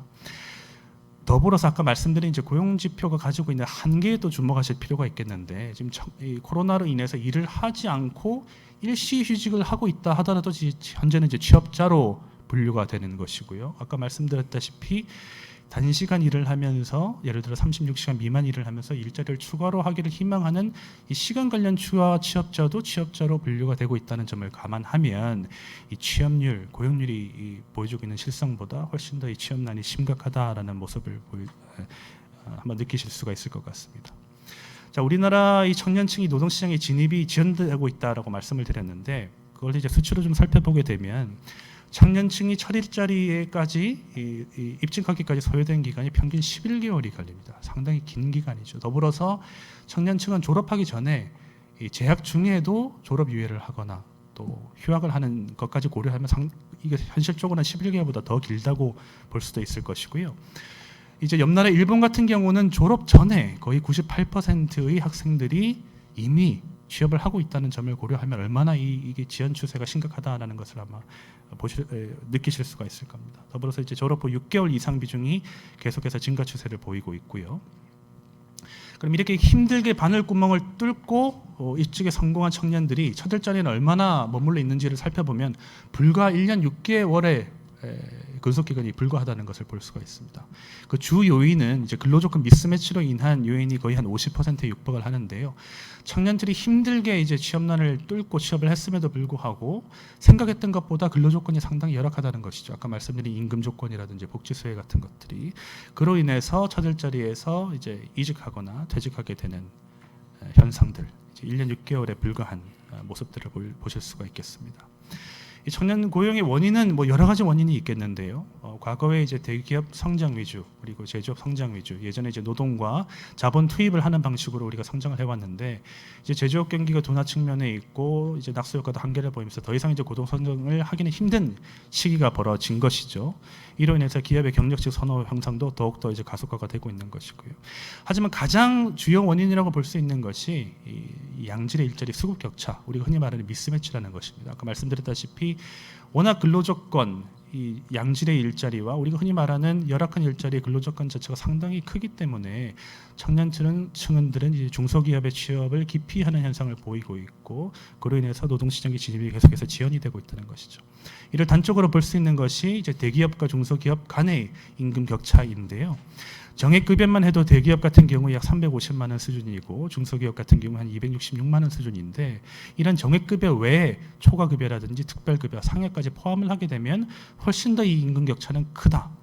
따라서 청년들은 조금 더 이 구직활동에 대한 시간을 투여를 해서라도 대기업에 들어가려고 하는 것이죠. 중소기업을 기피하고 더군다나 이제 첫 일자리가 어디에 떨어지느냐에 따라서 이 노동시장 평생에 있어서의 생애 경력 개발이 좌우되고 또 유리천장도 존재를 하기 때문에 청년들은 이렇게 중소기업을 기피하는 것이고요. 이런 임금 수준 외에도 아까 말씀드린 건강보험이라든지 국민연금 그리고 고용보험, 산재보험 등의 가입률을 비교하게 되면 일자리 격차가 상당히 큰 것을 확인을 하실 수가 있겠습니다. 일자리의 고용 형태에 있어서도 마찬가지고요. 전체적인 일자리 이번 정부 들어서는 이제 비정규직의 정규직화도 상당히 기여를 했지만 우리 전체 인구에 있어서의 일시적 일자리, 계약직 일자리 비중은 이제 감소 추세에 있는데 반대로 또 청년층 일자리 비중은 그렇지 않다는 것이 또 우려를 낳는다고 볼 수가 있겠죠. 일시적 일자리라든지 계약직 비중이 아직까지도 증가 추세에 있음을 확인하실 수가 있겠고요. 더불어서 문제가 되는 이 장시간 근로 관행. 뭐 이번 정부에 있어서 이제 근로시간 단축을 위한 여러 노력들을 병행을 하고 있지만 아직까지도 OECD 가입국 중에서는 가장 긴 이 근로시간을 나타내고 있다는 점에서 당분간은 이 청년의 이 미스매치가 완화되기는 좀 힘들다라고 볼 수가 있겠습니다. 아까 말씀드렸다시피 뭐 과거 정부도 마찬가지고 이번 정부도 여러 가지 이 고용 개선을 위한 노력을 병행을 하고 있는데요. 대표적이라고 이제 말하는 것이 3대 정책이라고 볼 수 있는 추가 고용 장려금 그리고 내일 채용 공제, 구직활동 지원금이라고 볼 수가 있겠습니다. 아까도 말씀을 드렸지만 가장 두드러지는 점은 이제 중소 중견기업의 지원을 집중을 하는 것이고 더불어서 정규직 채용을 전제로 하기 때문에 일자리의 질을 도모한다는 것이죠. 뭐 추가 고용 장려금 같은 경우는 중소 중견기업의 이제 인건비를 지원하는 사업이라고 볼 수가 있겠고요. 이 청년 내일 채용 공제는 상당히 좀 파격적이고 선진국들도 주목하는 정책인데 청년들이 2년 내지 3년 동안을 중소기업이라든지 중견기업에 근속을 하게 되면 그 유형에 따라서 이제 1,600만 원에서 3,000만 원의 이 만기 적립금을 지원하는 정책입니다. 이것이 이제 근로자에게 직접 지원하는 방식이기 때문에 청년층의 선호도도 상당히 높은 상태이고요. 그런데 이제 이러한 정책들은 아무래도 이제 정책 수혜자를 대상으로 하기 때문에 청년 인구 전체를 포괄하기는 힘들다라는 측면이 있고 지금 이제 코로나 여파와 같이 일시적이고 강한 충격을 대비하기는 좀 힘든 측면이 있기 때문에 당분간은 이제 지금 이제 정부가 공언한 바와 같이 공공 일자리를 제공한다든지 직접 일자리 제공 그리고 현재 청년들이 이 근로이익을 잃고 일 경험 기회를 상실을 하고 있기 때문에 상당히 성장 가능성이 높다고 볼 수 있는 IT 업종을 중심으로 인건비를 지원한다든지 또 신규 채용 보조금을 지원한다든지 이런 정책들을 또 부리고 있고요. 더불어서 이제 미취업 청년을 중심으로 소득 지원에 대한 보전 부분 그리고 이 IT 업종 그리고 언택트 부분을 중심으로 직업훈련 참여를 활성화하는 부분을 당분간은 좀 집중해서 지원할 필요가 있다라고 생각을 하고 있습니다. 향후에는 지금도 이제 국조실을 중심으로 청년 컨트롤 타워가 만들어지고 있고요. 고용장려금의 비중이 상당히 높지만 아직까지는 대기업의 지원이 병행되고 있는 측면들도 있고 사정 손실이 아직까지도 발생하고 있다는 측면에서 실효성을 좀 더 제고해야 될 필요가 있다고 보이고요. 말씀드렸다시피 물량을 대상으로 정책 수혜자가 결정이 되기 때문에 정책 비수혜자 정책의 영역 밖에 있는 이 사각지대에 있는 사람들 또 청년층 같은 경우는 이 은둔형 외톨이라고 볼 수 있는 사회적 구직 단점자라든지 사회적으로 격리되어 있는 이러한 청년층의 비중도 상당히 높기 때문에 이러한 청년들을 대상으로 좀 정책 설계가 포용적으로 이루어질 필요가 있다라고 또 생각을 하고 있고요. 가장 중요한 점은 이 청년층의 주요 원인이 아무래도 노동시장의 이중구조 미스매치에 있기 때문에 이 양질의 일자리 그리고 열악한 일자리 간의 격차를 줄이고 청년층이 원하는 자리에서 일을 할 수 있는 이런 좀 문화의 토대가 이루어져야 된다라고 생각을 하고 있습니다. 네, 이상 발표를 마치도록 하겠습니다. 네, 감사합니다. 김유빈 박사님. 지금 말씀하신 가장 중요한 부분은 경제 활동 인구 조사를 통해서 청년 고용 상태를 살펴보고 또 향후에 이 청년 정책의 방안을 좀 구체적으로 주고 제안을 하셨습니다. 이 토론자 두 분이 계시는데요. 지금 우리 김희빈 박사님께서 발표를 하시는 동안에 박사님께 지금 두 가지 질문이 좀 들어왔어요. 그래서 지금 온라인으로 하는 상당히 그 좋은 점은 때로는 우리가 기존의 포맷에 반드시 구애받지 않고 좀 저희들이 서로 소통을 하면서 이런 그 포럼을 할 수 있다는 부분인 것 같습니다. 그래서 김유빈 박사님께 이 질문을 좀 먼저 드리고 거기에 대한 간단한 2분 이내에 답변을 좀 부탁을 드리겠습니다. 아주 간단한 질문이에요. 인문계열, 자연계열의 청년 취업률도 궁금합니다. 어떻게 답변하시겠습니까?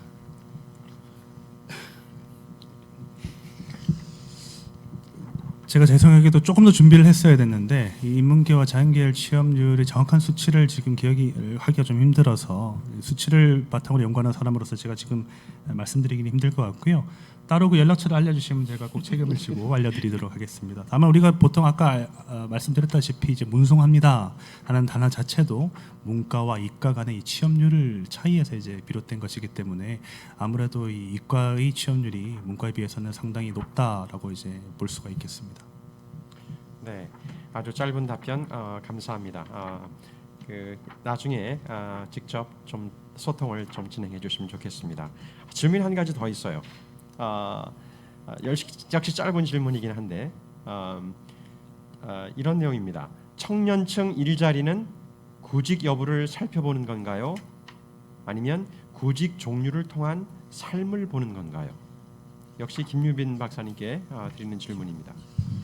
예, 실업자 여부를 우리가 분류함에 있어서는 이제 구직 활동을 하는지 안 하는지에 따라서 실업자로 우리가 분류를 합니다. 다만 이 구직 여부라는 것이 과연 우리가 이제 실업자를 분류하는 데 있어서 적정한 이 지표인가, 적정한 이 기준인가는 좀 생각해 볼 필요가 있고요. 아까 말씀드렸다시피 구직 활동을 하지 않다 하더라도 일자리를 희망하는 사람들이 있을 수가 있고요. 또 당분간은 이제 일자리를 할 수 없는 이런 상황이 있다 하더라도 그 이후로는 또 일자리를 또 추가적으로 할 수 있는 이런 또 사람들도 있는 것이거든요. 더불어서 아까 말씀드렸다시피 취업자 같은 경우에도 지금 현재 일을 하고 있지만 소득 수준이 불안정해서 추가로 일을 하기를 희망하는 사람들이 있는 것처럼 고용지표는 어떤 기준으로 보느냐에 따라서 상당히 좀 그 해석에 달리한다고 볼 수가 있겠습니다. 네, 그렇기 때문에 조금 더 어떤 한 고용지표에 집중하기보다는 여러 고용지표를 중심으로 좀 보면서 청년들의 실상을 파악할 필요가 있다라고 봅니다. 네, 감사합니다. 계속해서 질문들을 또 코멘트를 좀 올려주시면 좋겠습니다. 지금 한두 가지 질문들이 더 있지만 일단 또 우리 두 분 토론자께서 지금 세 분의 발제를 듣고 10분 이내에 이제 곧 토론을 해주시면서 토론 가운데 자연스럽게 그 질문을 좀 해주시면 좋겠습니다. 토론회는 숭실대학교 정인관 교수님 그리고 국회미래연구원 박기태 박사님 그 두 분께서 토론을 해주시겠습니다. 가능하시다면 조금 더 짧게 한 8분 정도로 해주시면 우리가 질문을 조금 더 받을 수 있을지도 모르겠습니다. 네. 제가 먼저. 네. 예, 안녕하세요. 숭실대학교 그 정보사회학과의 정인관이라고 합니다. 일단 오늘 그 세 분 발표 너무 잘 듣고 또 봤습니다. 사실은 제가 청년 문제 전문가도 아니고 사실 저는 이제 불평등을 연구하는 사람입니다. 그러다 보니까 아무래도 이런 문제를 보는 데 있어서도 사실은 불평등이라고 하는 측면에서 조금 바라보게 된 부분이 있습니다. 그래서 일단 그 병금선 박사님 이제 발표 이제 그 슬라이드를 보면서 이제 거기 나온 게 그 청년층의 어떤 내적 이질성이란 부분이 나옵니다. 그래서 그걸 보고 굉장히 좀 반갑게 생각을 했던 게 사실 오늘날 많은 청년에 대한 논의들이 특히 최근에 그 세대론이라고 하는 것과 그 맞물리면서 사실은 어떻게 보면 청년층은 굉장히 그 착취당하는 세대고 기성세대는 굉장히 착취를 하는 세대 이런 식의 굉장히 좀 이분법적인 그런 구분으로 설명을 하는 경우가 좀 많이 있는 것 같아요. 물론 그런 부분이 없지 않습니다. 왜냐하면 지금 청년들이 처해 있는 문제라고 하는 것 특히 이제 그 여기 뒤에도 나오지만 그 주택 문제 같은 경우는 사실은 기성세대와는 비교할 수 없는 그런 부분이 있기 때문에 분명 그런 부분도 있지만 사실은 어떻게 보자면 이런 청년층 자체의 내적 다양성이라고 하는 걸 우리가 보지 않을 때 사실은 우리가 그 불평등을 이야기할 때 흔히 이제 그 분해 분석 같은 걸 하면 이제 그 그 어떤 집단들 사이의 불평등, 우리가 비트윈 이니퀄리티라고 하는 부분이랑 그다음에 집단 내의 불평등, 위딘 이니퀄리티라고 하는 그런 부분들을 우리가 나눠서 보곤 하는데요. 사실은 어떻게 보면 우리가 그 어떤 그 청년층 내부에서 나타날 수 있는 다양한 어떤 사회 인구학적인 요소에 따른 불평등을 좀 보지 않을 수 있는 부분도 있을 것 같다는 생각이 좀 들었습니다. 그 일단 저 같은 경우는 따로 뭐 슬라이드를 준비하지 않아서 앞에서부터 한번 쭉 훑어가면서 좀 얘기를 하려고 하는데요. 일단은 그 여기 이제 보면은 그 저 6개의 영역이 나옵니다. 그래서 이제 경제, 교육, 노동 굉장히 다 중요한 부분들인데 사실 제가 이걸 보면서 느꼈던 것 중에 하나는 사실 이런 격차나 요인들이라고 하는 게 물론 다 중요한 부분이긴 하지만 사실은 어떻게 보면은 사람들의 어떤 삶의 어떤 그 우리가 그 삶의 기회나 아니면 삶의 어떤 결과물에 미치는 그 영향들은 사실 굉장히 다를 수 있을 것 같아요. 예를 들어서 교육, 노동이나 건강이 물론 사회관계나 어떻게 보면 이런 것들로 그 시민 참여도 중요하지만 사실은 그것들 각각이 그 요인들 각각이 가질 수 있는 삶에서 가질 수 있는 일종의 우리가 그거를 뭐 웨이트라고 표현을 할 수 있을지 모르겠는데요. 그런 부분들은 굉장히 좀 다를 것 같고요. 따라서 이제 물론 이 연구에서 그거를 의도한 건 아니지만 사실 이런 부분들을 좀 우리가 고려를 해서 좀 살펴볼 수 있으면 좋을 것 같다는 생각을 했습니다. 또한 여기 보면 이제 그 뒤에 뭐 다중 격차라고 하는 것 자체가 몇 가지 종류의 그런 격차들이 나타나는가 해서 이제 0부터 이제 뭐 6개 뭐 이렇게까지 나왔던 것 같은데요. 보면은 사실 근데 하나 궁금했던 거는 어떤 영역과 어떤 영역이 주로 겹쳐서 나오느냐는 게 좀 궁금했습니다. 예를 들어서 똑같이 2개나 3개라고 하더라도 예를 들어서 교육, 노동과 뭐 경제라고 하는 건 사실 어떻게 보면 굉장히 겹치는 부분이 있습니다. 따라서 이 2개가 같이 나오는 어떤 2개의 효과와 예컨대 경제와 건강이 겹치는 게 다를 수 있고요. 혹은 같은 2개라고 하더라도 뭐 시민 참여와 사회 관계가 또 가는 게 사실은 사람들마다 다를 수 있고 또 미치는 결과도 다를 수 있을 것 같아요. 사실 어떻게 보자면 그 2개, 3개 안에서의 그런 그 분포를 좀 볼 수 있으면 좋았을 것 같다는 생각이 좀 들었습니다. 그 다음에 또 보면은 결국 이렇게 분석 결과를 보면은 이 앞에 사실은 처음에 문제 제기를 하셨던 부분에서 그 이제까지 어떤 논의들이 굉장히 경제적 측면에 대해서 편향되어 있다라고 말씀하셨는데 이렇게 결과적으로 봤을 때는 사실 또 그 비경제 활동하는 사람이나 아니면 비대학생 이런 사람, 실업 이런 사람들이 굉장히 좀 그 다중격차를 많이 겪는 걸로 나오는 것 같습니다. 그럼 그렇게 봤을 때는 사실 결국은 그렇다면은 경제적인 요소가 결국은 중요한 것 아닌가라고 하는 이런 생각이 좀 들었고요. 그 다음에 그런 것들이 사실 어떻게 보면 쭉 나오는 것 같습니다. 그리고 이제 분석 결과 같은 데서 보면은 예컨대 아까 저희가 얘기했던 것 중에 하나가 20대 가장이 되었을 때 어떻게 보면은 기혼일 때 예를 들어서 그 행복도가 이제 미혼일 때에 비해서 더 낮다, 그 다중격차 지수가 높다라고 이제 나왔는데 사실 하나 궁금했던 건 물론 이 자료 자체가 그게 이제 어떻게 보면 우리가 뭐 패널이라던가 뭐 종단적으로 볼 수 있는지 모르겠지만 사실 제가 하나 궁금했던 거는 이러한 격차가 나이를 거치면서 먹으면서 어떻게 변화하는가도 조금 궁금했습니다. 왜냐하면 이게 만약에 20대 후반의 청년들에게서 나타나는 일시적인 문제라고 한다면은 예컨대 이런 어떤 이것도 일종의 이행기라고 한다면은 이게 30대로 넘어가고 나서 만약 이런 격차가 줄어들고 사라진다면 사실 어떻게 보자면은 그거는 뭐 물론 개선책을 마련을 해야 되긴 하겠지만 상대적으로 감내할 수 있는 부분이 있습니다. 하지만 만약에 지금 20대 후반 중후반의 청년들이 겪는 이런 문제가 기존 세대 이거보다 한 세대 앞 예컨대 뭐 제 세대라고 할 수 있겠고요. 그 앞이라고도 할 수 있을 텐데요. 그 사람들이 겪었던 유형과 만약에 다르다고 한다면 사실 그건 어떻게 보면 훨씬 더 큰 문제로 우리가 받아들일 수 있는 부분이 있을 것 같습니다. 그리고 그 분석 결과에 있어서 이게 종속 변수가 혹시 그러면 다중격차를 겪고 안 겪고인가요? 이게 그 선형 확률 모형을 쓰신 거 보니까 이제 아마 0과 1로 코딩을 하신 것 같은데요. 근데 사실 보면은 다중격차의 개수가 0개부터 뭐 5, 6개까지 되어 있습니다. 그래서 이럴 경우에는 아마 물론 저기 박사님께서 충분히 고려하셨겠지만 우리가 흔히 얘기하는 순서형 로짓이라고 하는 그런 걸 사용해서 사실 결과가 어떻게 다른가? 그러니까 결국 우리가 그 선형 확률 모형이라고 하는 게 어떻게 보면 굉장히 직관적인 해석이 왜냐하면 OLS 분석과 거의 같기 때문에 직관적인 해석이 된다는 부분이 굉장히 장점이긴 하지만 많은 경우에는 사실 그 바이너리 로짓이나 아니면은 오더드 로짓이랑 좀 결과를 보고 과연 이게 만약에 굉장히 일관되다라고 한다면 사실은 그 선형 확률 모형을 쓰는 게 가장 적합할 것 같고요. 만약에 결과 부분이 좀 다르다고 한다면 이제 다른 것들의 해석이 어떻게 되는지를 좀 볼 수 있을 것 같습니다. 그럼 마지막으로 제일 마지막에 결론 부분에 청년층 삶의 실태 말씀하시면서 거기 이제까지의 다양한 어떤 기존의 결과들을 설명을 해 주셨습니다. 이렇게 쭉 보니까 이제 우울감 경험률이나 고용률 같은 경우에 있어서 청년 세대가 상당히 좀 그 어려운 건 맞는 것 같아요. 근데 사실은 주관적 웰빙이나 다른 것들을 보면은 기성세대나 청년세대나 이렇게 다르게 나타나지 않습니다. 그랬을 때 과연 이런 결과와 지금 여기서 얘기하려고 하는 다중격차의 문제를 우리가 어떤 식으로 왜 도대체 청년세대가 문제인가라고 하는 거 것을 기존 연구에 잡아내지 못했던 부분을 그렇다면 다중격차를 통해서 잡아낸 것이냐, 뭐 이런 거에 대해서 좀 더 강조를 해주면 좋을 것 같다는 생각이 들었고요. 또 아까 말씀드렸던 것처럼 이게 청년 세대에 대한 것이긴 하지만 어쨌든 기성 세대와 어떻게 차이가 나는지도 한번 볼 수 있을 것 같고요. 또 국제 비교도 가능할 수 있을 것 같고요. 또 만약에 뭐 이건 사실은 그냥 제 상상이지만 예전에 이런 것들을 수집한 자료가 있다면 이거보다 예를 들어 10년 앞의 사람들은 과연 아주 그냥 좀 거칠게라도 실제로 비슷한 시기에 어떤 걸 겪었느냐, 이걸 통해서 예컨대 우리가 예컨대 우리가 에이지 이펙트라든가 뭐 코호트 이펙트 이런 얘기를 하지 않습니까? 이제 그런 것들로 좀 볼 수 있지 않을까 하는 생각이 좀 들었습니다.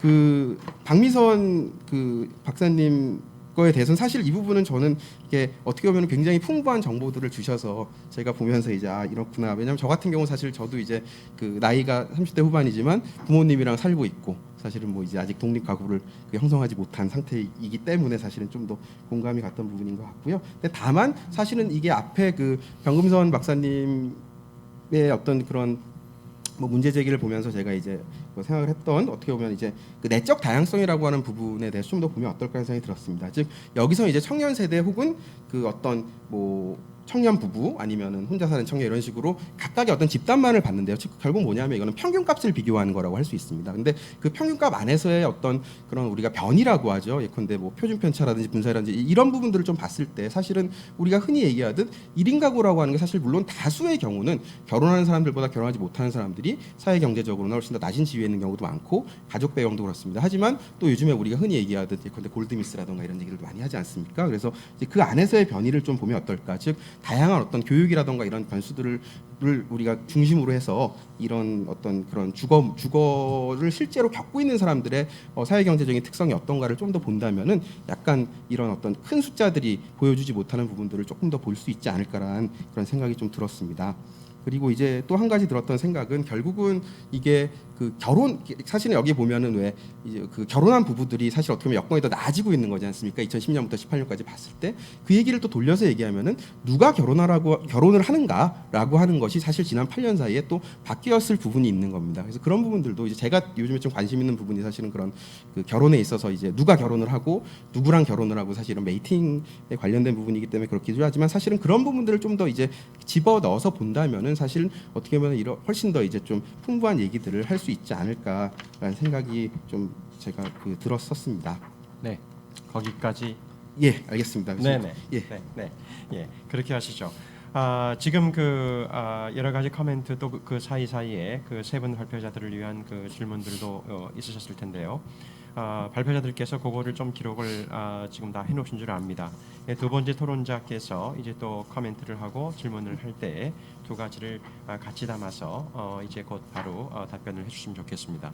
자, 그 부분 넘어가기 전에 그 질문이 하나 들어왔습니다. 자, 이 질문에 사실 이런 부분이 이제 온라인 이런 그 커뮤니티를 통해서 포럼을 하는데 상당히 재밌는 부분인데요. 지금 제가 보니까 그 진행을 하면서 81명에서 95명 사이를 왔다 갔다 했어요. 네, 그만큼 많은 분들이 적어도 80명 이상이 계속해서 우리의 이 논의에 같이 참여를 하고 귀를 기울이고 있다는 얘기입니다. 아마 지금 여기에 다 오셨으면 이 센터의 모든 지금 자리를 채우고도 남았을 그런 그 이제 관심자들입니다. 그런 부분을 상상을 하시면서 지금 그 앞에 그런 분들이 있다는 걸 상상을 하시면서 지금 이야기를 계속 진행을 해주시면 좋겠습니다. 자, 이 질문은 박미선 연구위원께 드리는 질문이에요. 2분 이내로 짧게 답변을 해주시기 바랍니다. 질문의 내용이 기타 동거 가구, 아까 이제 그 부분이 있지 않았습니까? 기타 동거 가구의 숫자 혹은 비중이 어느 정도가 되나요? 그리고 기타 동거 가구는 어떤 경로로 구성되나요? 청년 단독 가구와 기타 동거 가구가 비슷한 통계치와 현황 자료가 나타나지만 구성과 동기는 다를 것이라고 생각합니다. 그리고 정책적 시사점도 다를 것으로 보여집니다. 예, 거기까지만. 그 두 번째 또 질문이 있는데요. 그 첫 번째 질문까지만 좀 그 진행을 해서 2분 이내에 간단한 답변을 먼저 좀 주셨으면 좋겠습니다. 네, 커뮤니티에서 또 활발히 질문을 주셔서 감사드리고요. 이 사실 기타 동거가 제가 이제 분석할 때도 굉장히 이제 재미있는 부분이었는데 이 구성 형태를 어떻게 할지를 이제 고민을 여러 개를 하다가 사실은 부모님과 사시면서도 나가고 싶지만 못 나가는 분들이 이제 여기 자발적 비자발적으로 다 포함이 되어 있죠. 그런데 어쨌든 혼자 사는 분들은 굉장히 아비어스하고 당연히 이제 눈에 띄는 것이고 부부랑 같이 사는 경우도 눈에 띄는데 그러면 이렇지 않은 경우 친구랑 사는 경우도 있고요. 부모님이 아닌 가구주와 같이 사는 경우도 있어서 그러니까 여러분들이 밖에 나가셨을 때 제일 먼저 그 독립을 할 때 혼자 사는 경우도 있지만 친구나 동네 뭐 아는 분들과 사는 경우가 많거든요. 또는 부모님이 아닌 친척, 그러니까 뭐 고모나 이모나 이런 분들과 사는 경우들이 다 여기 기타 가구에 포함이 됩니다. 그래서 그런 분들을 이제 따로 하나 묶었고요. 그리고 지금 전체 여기 청년 이 연령대 청년 가구가 한 700만 가구 정도 되는데 기타 가구로 지금 묶이는 분들이 한 27만 가구 정도 됩니다. 그래서 비중 자체는 사실 굉장히 적습니다. 이 통계 자체로는. 근데 그 특성이 사실은 굉장히 좋을 수도 있고 열악할 수도 있는데 대체적인 그러니까 평균적인 모습으로는 혼자 사는 청년과 유사한 모습을 보이더라 이제라는 것을 확인을 했습니다. 네, 감사합니다. 질문이 그 박미선 박사님께 또 하나가 더 있는데 조금 제가 잠깐 가지고 있다가 먼저 우리 그 국회 미래연구원의 박기태 박사님께 토론의 그 내용을 좀 먼저 우리가 듣고 또 우리 발표자들께서 주어진 시간이 많지는 않지만 우리가 그 안에 좀 계속해서 함께 좀 대화를 좀 해나가면서 진행을 하도록 하겠습니다. 우리 박기태 박사님 8분 드리겠습니다. 예, 안녕하십니까. 국회 미래연구원의 박기태입니다. 오늘 먼저 발표해주신 변금선 박사님, 박미선 박사님 그리고 김유빈 박사님 감사드립니다. 그리고 토론할 수 있는 기회 주셔서 감사드립니다. 발표하신 순서와는 좀 다르게 요약을 하고 토론할 사항들에서 말씀을 드리도록 하겠습니다. 저는 PPT를 준비했는데요. 먼저 보시면은 청년층 가구 유형별 주거 실태 분석에 보면은 이런 내용이 있습니다. 열악한 주거 환경의 고착화가 이루어지고 있고 사회적 불평등이 주택 부문에서 재생산, 고착화되고 있다는 말씀을 하셨습니다. 그리고 정부의 주택 정책은 사실 말씀은 안 하셨지만 많은 현상들을 살펴보면 미래 세대인 청년층은 사실 배제되고 있는 것이 사실입니다. 제한된 청년층에 대해서 출산율을 부스팅하기 위한 어떤 출산율을 올리기 위한 접근이 있는데 예를 들어 행복주택, 청년주택 같은 경우가 많이 공급이 돼서 굉장히 청년들이 살고 있는 환경이 좋아지는 것 같다는 생각이 들었습니다. 그래서 지하철에 있는 광고를 유심히 보니까 5평, 7평, 12평입니다. 예를 들어서 34살짜리 부부가 결혼을 했습니다. 그런데 아이가 생기면 과연 12평에 살 수 있을까? 숫자상으로는 굉장히 좋아진 현상으로 나타날 수 있지만 정부는 행복주택 내지는 청년주택이라는 이름으로 주택을 시혜적으로 베풀고 그 안에서 살아가고 아이들을 낳아서 키우라고 하는데 청년층은 여전히 정부의 정책 목표에서 배제되어 있지 않은가라는 생각이 듭니다. 그리고 또 박사님께서 발표해 주신 내용 중에 청년층 가구 주택의 양극화가 주거가 계속 양극화가 발생하고 있지 않는가라는 생각이 듭니다. 1인 가구의 증가 및 캥거루 쪽의 증가 추세가 있는 것 같은데 제시하지는 않으셨지만 사실 신문 기사에서 많은 부분이 캥거루 쪽에 대해서 이야기를 하고 있습니다. 결혼 전에는 집이 없어서 부모님께 손을 벌리고 결혼 후에는 집을 살 수 없기 때문에 부모님과 같이 살고 아이가 크고 돈을 벌지만 부모님을 부양해야 되기 때문에 또 다시 부모님과 사는 그러니까 캥거루의 뱃속에서 계속 살아갈 수밖에 없는 그런 현상들이 나타나고 있고 또 박사님께서 발표하신 내용 중에 일부 정책 수혜 집단을 보면 주거 면적이나 주거 비용 등에 있어서 안정성이 증가하고 있다고 합니다. 예, 분명히 사실일 것입니다. 하지만 그 안에도 정인관 교수님께서 말씀하셨던 것처럼 내부적인 분화가 분명히 크게 발생하고 있지 않을까라는 생각을 하고 있습니다. 또 기타 동거 가족 내지는 1인 가구도 못 이루는 경우는 더욱 열악한 주거 환경에 노출되고 있는데 창문 없는 고시원 또 영화 기생충에 보시면 그런 반지하에 청년 4명 5명이 1,000만 원 내고 다닥다닥 모여 사는 그런 현상들이 동시에 좋아지는 어떤 주거 현상에도 불구하고 계속 생기지 않은가. 그리고 마지막으로 주택 가격의 상승에 따라 부모 경제력의 결정력이 증가하고 있지 않은 그런 부분들이 있습니다.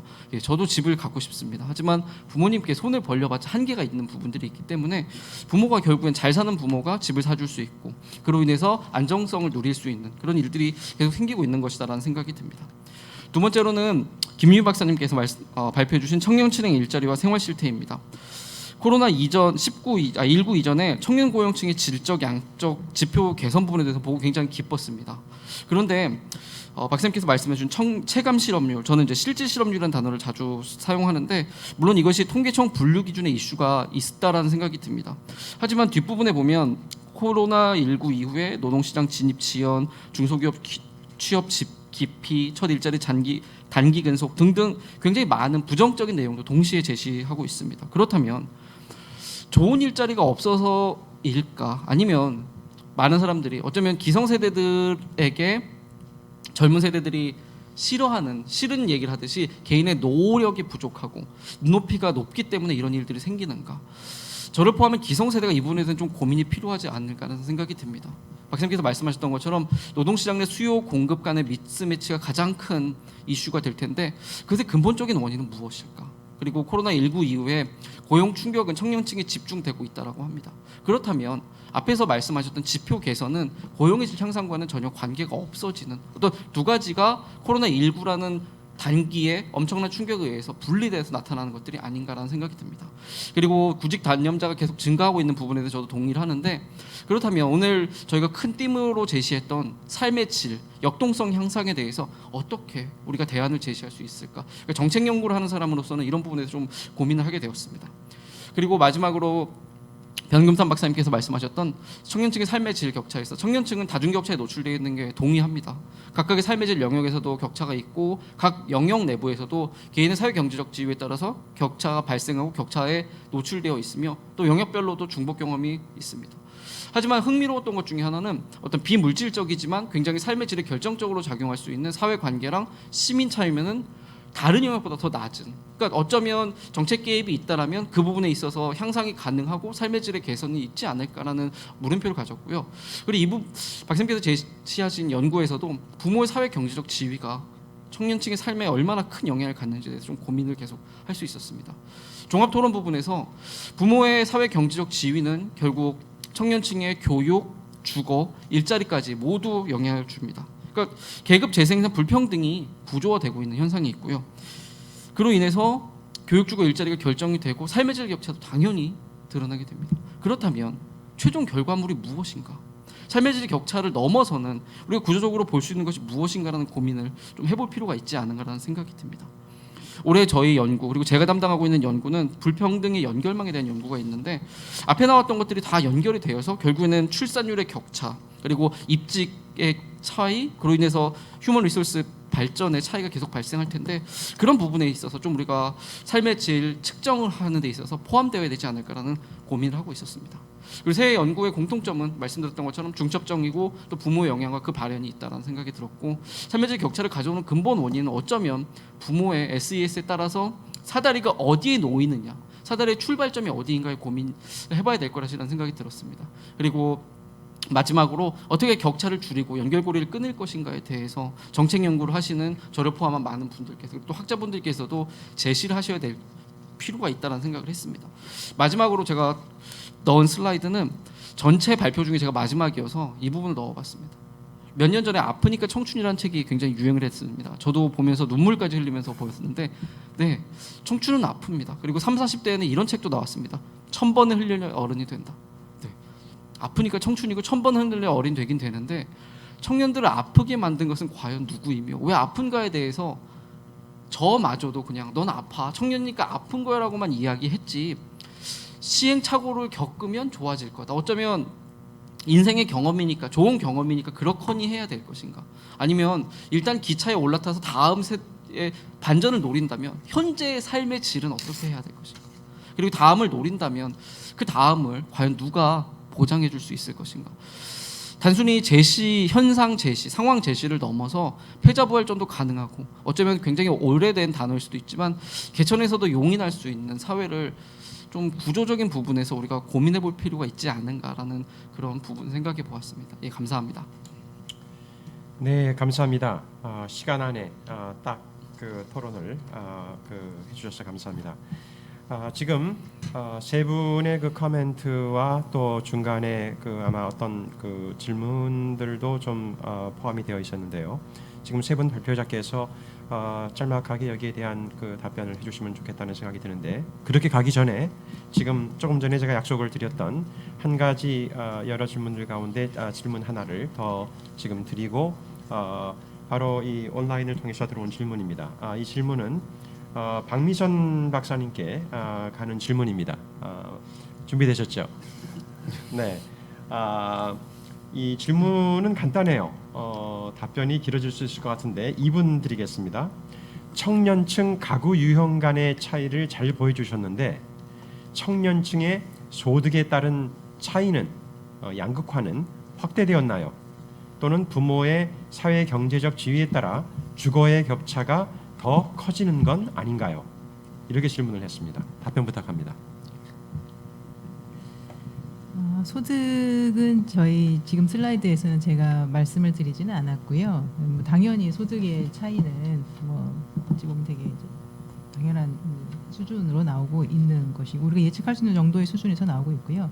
그런데 지금 토론에서 말씀해 주신 거하고도 사실 상당히 연동이 되는데 부모님의 경제력이 계속 영향을 미치고 있음을 이제 간접적으로 추론할 수가 있죠. 근데 사실 이제 청년 신혼부부의 여건이 급격하게 나아진 것처럼 보이는 것도 실은 어찌 보면 그 뒤에 결혼이라고 하는 어찌 보면 장벽이 된 거죠. 여기를 넘어서기 위한 진입 장벽이 너무 높아졌다라고도 볼 수 있는 거죠. 그래서 사실은 신혼부부가 갑자기 그 주거 정책에 많은 수혜를 받아서 여건이 나아졌을 수도 있지만 일부는 또 한편으로는 결혼이라는 제도 안으로 들어올 수 있는 능력과 의지가 있는 분이 선택적으로 들어오실 수도 있었다라는 것이죠. 그래서 물론 그 그룹 안에서의 변이를 보는 게 중요하지만 전반적인 모습은 그래서 두 분의 개개인 청년과 네 분의 그들의 부모님들의 자원 동원 능력에 따라서 사실은 결혼 시장의 진입 여부와 진입 후의 모습이 상당히 달라지더라. 그래서 유자녀 가구 3040의 그 10년 전에 자가율하고 최근에 신혼부부의 자가율하고 비교를 해보면 신혼부부들의 자가율이 굉장히 높습니다. 그러니까 의외의 모습인 거죠. 신혼부부들이 자가를 마련하는데 2년도 안 걸려요. 그것은 갑자기 청년들 혼자 살 때는 노동시장에서 별로 안정되지 못한 직업에 살다가 둘이 만나면 갑자기 소득이 높아지느냐? 그건 아니라는 거죠. 오히려 선택적으로 진입을 할 수 한 결과일 수도 있다라는 거죠. 그래서 지금 우리가 계속 고민하는 것이 구조적인 문제를 좀 끊었으면 좋겠다. 그래서 부모님 세대로부터의 부가 이전이 되지 않아도 새 출발을 할 수 있는 그런 정책을 만들었으면 좋겠다라고 계속 저희가 말씀을 드리는 겁니다. 네, 감사합니다. 자, 다시 우리 그 두 분 우리 토론자께서 주셨던 코멘트와 또 그 사이에 숨어 있는 그 질문들을 중심으로 해서 우리 그 변금선 박사님께서 청년층의 삶의 질 격차를 중심으로 이제 발제를 하셨고 관계된 코멘트나 숨어 있는 그 질문들을 좀 들으셨는데요. 2분 드리겠습니다. 거기에 대해서 좀 답변을 주시기 바랍니다. 저는 사실 오늘 이런 자리가 되게 감개무량한 자리라고 말씀을 드릴 수밖에 없는데요. 왜냐하면 청년 연구를 하시는 분들 다들 그랬을 거예요. 이렇게 큰 자리에서 청년만을 주제로 뭔가를 갖다가 몇 시간을 이야기하게 된 지 얼마 안 됐습니다. 굉장히 특별한 자리라는 생각이 들고 이런 자리를 마련해 주신 주최 측에 다시 한번 감사의 말씀 드리고요. 근데 이제 정인관 교수님께서 워낙에 좋은 말씀 많이 해주시고 이제 후속 연구를 위한 여러 가지 과제들을 저에게 던져주신 것 같아요. 그래서 그거에 따라 뭐 대해서 제가 뭐 따로 답변을 드리거나 이런 건 필요가 없는 부분도 조금 있을 것 같아서 이 자리에서는 그것은 조금 넘어가고요. 근데 좀 드리고 싶은 말씀은 제가 시간이 부족해서 저희 PT로 준비했던 내용 중에 설명을 못 드린 부분이 있었습니다. 제일 마지막 부분에 제가 이제 각 삶의 질 영역 제가 다뤘던 영역 외에 여러 가지 지표들을 활용해서 청년층의 각각의 영역에서의 그 평균적인 수치들이 어떻게 나타나는지를 표현하러 제가 정리한 자료를 하나 제시를 했었는데요. 그 내용의 이제 핵심은 뭐냐면 청년으로 특정할 수 있는 사람들과 전체 연령대를 비교했을 때 청년이 유독 두드러지게 나쁘게 나타나는 영역들이 잘 안 보여요. 근데 이게 안 보이는 이유는 이거 교수님께서 굉장히 중요한 부분을 지적을 해주셨는데 그냥 연령대로만 비교를 하면 잘 안 보입니다. 근데 이 연령대가 가지고 있는 변화의 추이를 보면 뭐 예를 들어서 정신건강 같은 문제도 스냅샷으로 보면 다른 연령대보다 크게 높거나 이러지 않거든요. 근데 10년간의 변화를 보게 되면 정신건강이나 주관적인 뭐 건강 상태라든가 이런 부분들이 특정 그 청년 연령대를 경험하는 사람들의 수치가 굉장히 악화된 것으로 나타나요.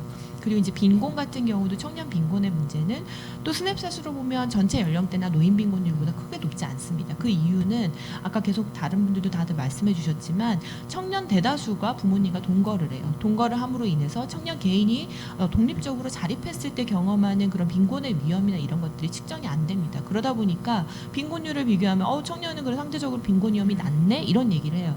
근데 이것을 전체 빈곤율에 따른 상대적인 빈곤 위험으로 시계열적 추이를 보면 청년들의 빈곤 위험이 굉장히 높아진 것을 알 수가 있습니다. 그래서 제가 좀 드리고 싶은 말씀은 삶의 질 지표를 구성하는 데 있어서 청년들의 특성을 어떻게 반영할 것인가라고 고민을 하려면 말씀하신 대로 코호트 효과와 시기 효과와 그리고 이제 시계열적인 변화들을 종합적으로 봐야 되고 또 한 가지는 아까 발표할 때 말씀을 드렸지만 외국과의 비교도 중요하지만 외국에서 특정되는 어떤 청년들의 위험을 측정할 수 있는 변수와 우리나라 청년들의 위험을 측정할 수 있는 변수는 굉장히 다를 수 있거든요. 그러니까 그런 부분들을 좀 고려해서 우리가 연구를 해나가면 되지 않을까 싶습니다.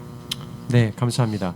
지금 우리 변 박사님께서 답변해 주신 부분에 대해서 두 분 토론자께서 거기에 대한 코멘트에 대한 코멘트가 또 혹시 있으신가요? 동의합니다. 아하, 네, 없습니다. 네, 좋습니다. 예, 그러면은 우리 이번에는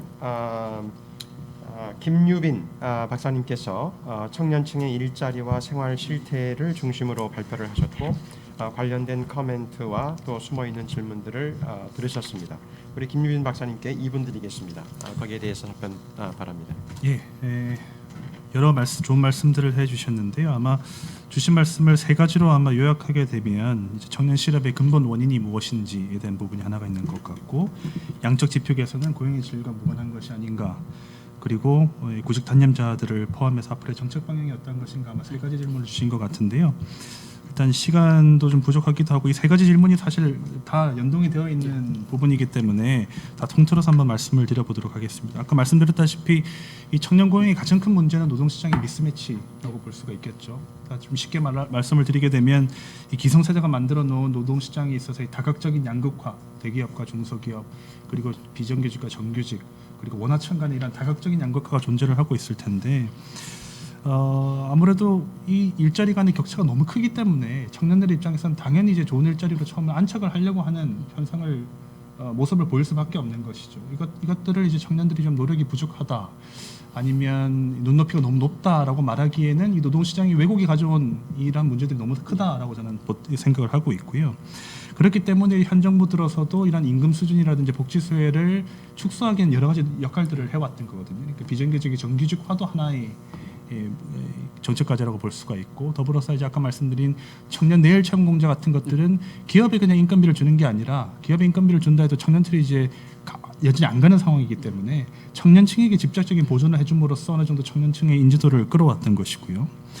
그리고 더불어서 이제 이 기성세대가 만들어온 직업의 귀천인식이라는 게 청년층도 어느 정도는 조금 극복할 필요가 있다는 거죠. 무거운 숙제일 수는 있겠지만 제가 자주 예를 드는 것이 이제 배관공인데 미국 같은 경우는 이 배관공이 인정받는 직업 아니면 존경받는 직업이라고 말하기는 힘들지만 사람의 수가 많지가 않기 때문에 높은 임금 수준을 받고 있어요. 근데 우리나라도 마찬가지로 사람의 수는 많지 않은데 이 공급이 많지 않은데 가격 자체는 상당히 낮은 수준이라는 거죠. 이것이 어느 정도 저는 직업의 기준인식에서 발현된 바가 크다고 보기 때문에 이 청년들이 이러한 직업의 기준인식이라든지 이러한 이 양극화, 이 노동시장의 왜곡이 만들어놓은 것을 어느 정도 깰 수 있는 좀 과감한 시도를 할 필요가 있다라고 개인이 생각을 하고 있고요. 또 민간 영역에서의 어느 정도 노력도 필요할 텐데 경제학적으로는 여전히 논란이 많지만 성과공유제라든지 임금공유제와 같이 좀 파격적인 시도들을 민간에서 많이 하고 있어요. 그러니까 원청에서 하청에 대한 이제 성과공유로 뭐 임금을 좀 보존해 준다거나 아니면 여러 복지 소외들을 보존해 준다는 방식이 있기 때문에 좀 사회적으로도 다각적인 노력이 병행될 필요가 있을 것으로 저는 생각을 하고 있습니다. 네, 감사합니다. 제가 우리 박미선 박사님께도 시간을 드렸던가요? 별도로는 안 드렸죠. 질문을 드렸지만. 네네. 그러면 짧게 지금 두 분의 그 코멘트에 대해서 1분 드리겠습니다. 네, 거기에 대해서 답변을 주실 수 있는 부분이 있으면. 네. 이전 정부에 비해서는 사실 이번 정부에 들어서 청년에 대한 관심이 높아진 건 사실입니다. 그래서 굉장히 많은 이제 이슈들에 대응을 하고 있습니다만 실제로 그것들이 이제 당사자들에게는 충분치 못하다라고 느껴지는 게 대부분이고 말씀 주신 것처럼 실제로 신혼부부 중심이다라는 비판이 굉장히 많습니다. 그래서 근데 이것이 제가 보기에는 고리가 초기에 제가 슬라이드 처음에 말씀드렸던 것처럼 부모의 책임이다라고 보는 이 사회적인 인식이 되게 크게 작용을 하는 것 같습니다. 그래서 이 청년이 독립을 했을 때 독립된 가구로 인정을 할 것이냐 말 것이냐, 만약에 그것을 서구 사회처럼 독립된 가구로 인정을 하기 시작하면 그들이 안정적인 삶을 위한 지원에 정부가 적극적으로 나설 수 있는데 현재는 여전히 그 부분이 굉장히 약하다라는 그 문제가 있는 것 같습니다. 그래서 사실 이 부분은 쉽게 깰 수 있는 부분이 아니고 우리 사회보장 전체 체계와 연동이 되기 때문에 사회 전체적인 논의가 굉장히 활발히 이루어져서 그 속에서 아마 우리 청년 주거도 같이 좀 더 나아지지 않을 수 있을까 생각하고 있습니다. 감사합니다. 네, 감사합니다. 혹시 여기에 대해서 질문이나 코멘트가 더 있으신가요? 예, 답변 감사합니다.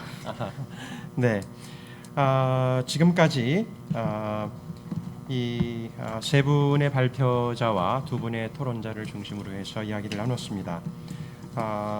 저도 사실 질문이 굉장히 많았어요. 그런데 여러분들이 가지고 계시는 질문들을 먼저 저희들이 활용을 하였고 제 질문은 나중을 위해서 좀 저축을 해두겠습니다. 마지막 결론적으로 종합적으로 좀 말씀을 드리고 싶은 것은 이번 6회 삶의 질 측정 포럼은 이미 다들 주지하신 대로 한국의 삶의 질 현황과 특별히 청년층의 삶의 질 측정 방안을 주제로 오늘 오후에 두 섹션을 중심으로 진행을 했습니다. 그리고 성경용 이사장님의 개조 강연이 있었습니다. 오늘의 논의가 한국의 삶의 질 측정 또 그 개선 방안을 위해서 정책적인 시사점을 더 많이 제공할 수 있는 계기가 되었기를 바랍니다.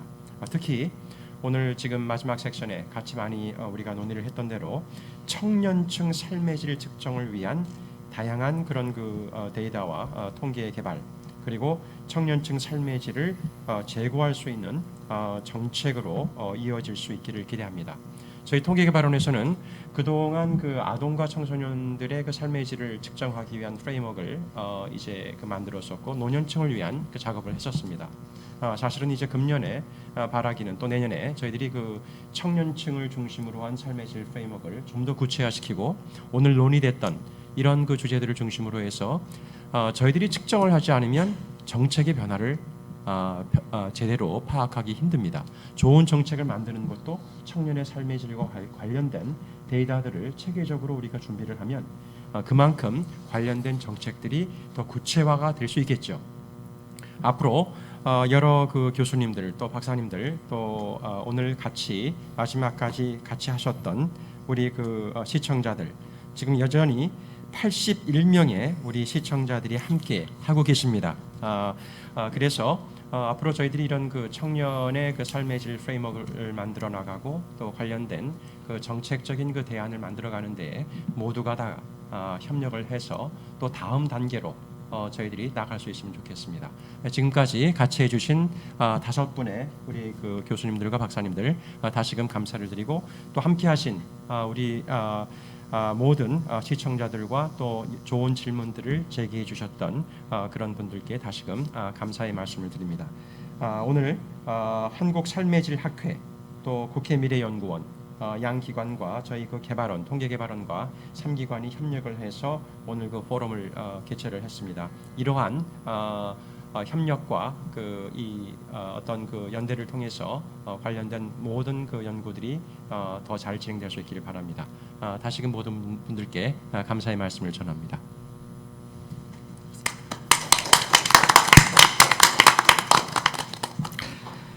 감사합니다. 오늘의 포럼이 삶의 질을 측정하고 그리고 특별히 청년들의 삶의 질에 관심을 기울이고 이것이 정책으로 이어질 수 있는 좋은 계기가 되기를 기대합니다. 이상으로 제6회 국민 삶의 질 측정 포럼을 마치겠습니다. 끝까지 참여해 주신 여러분들을 감사드립니다. 감사합니다.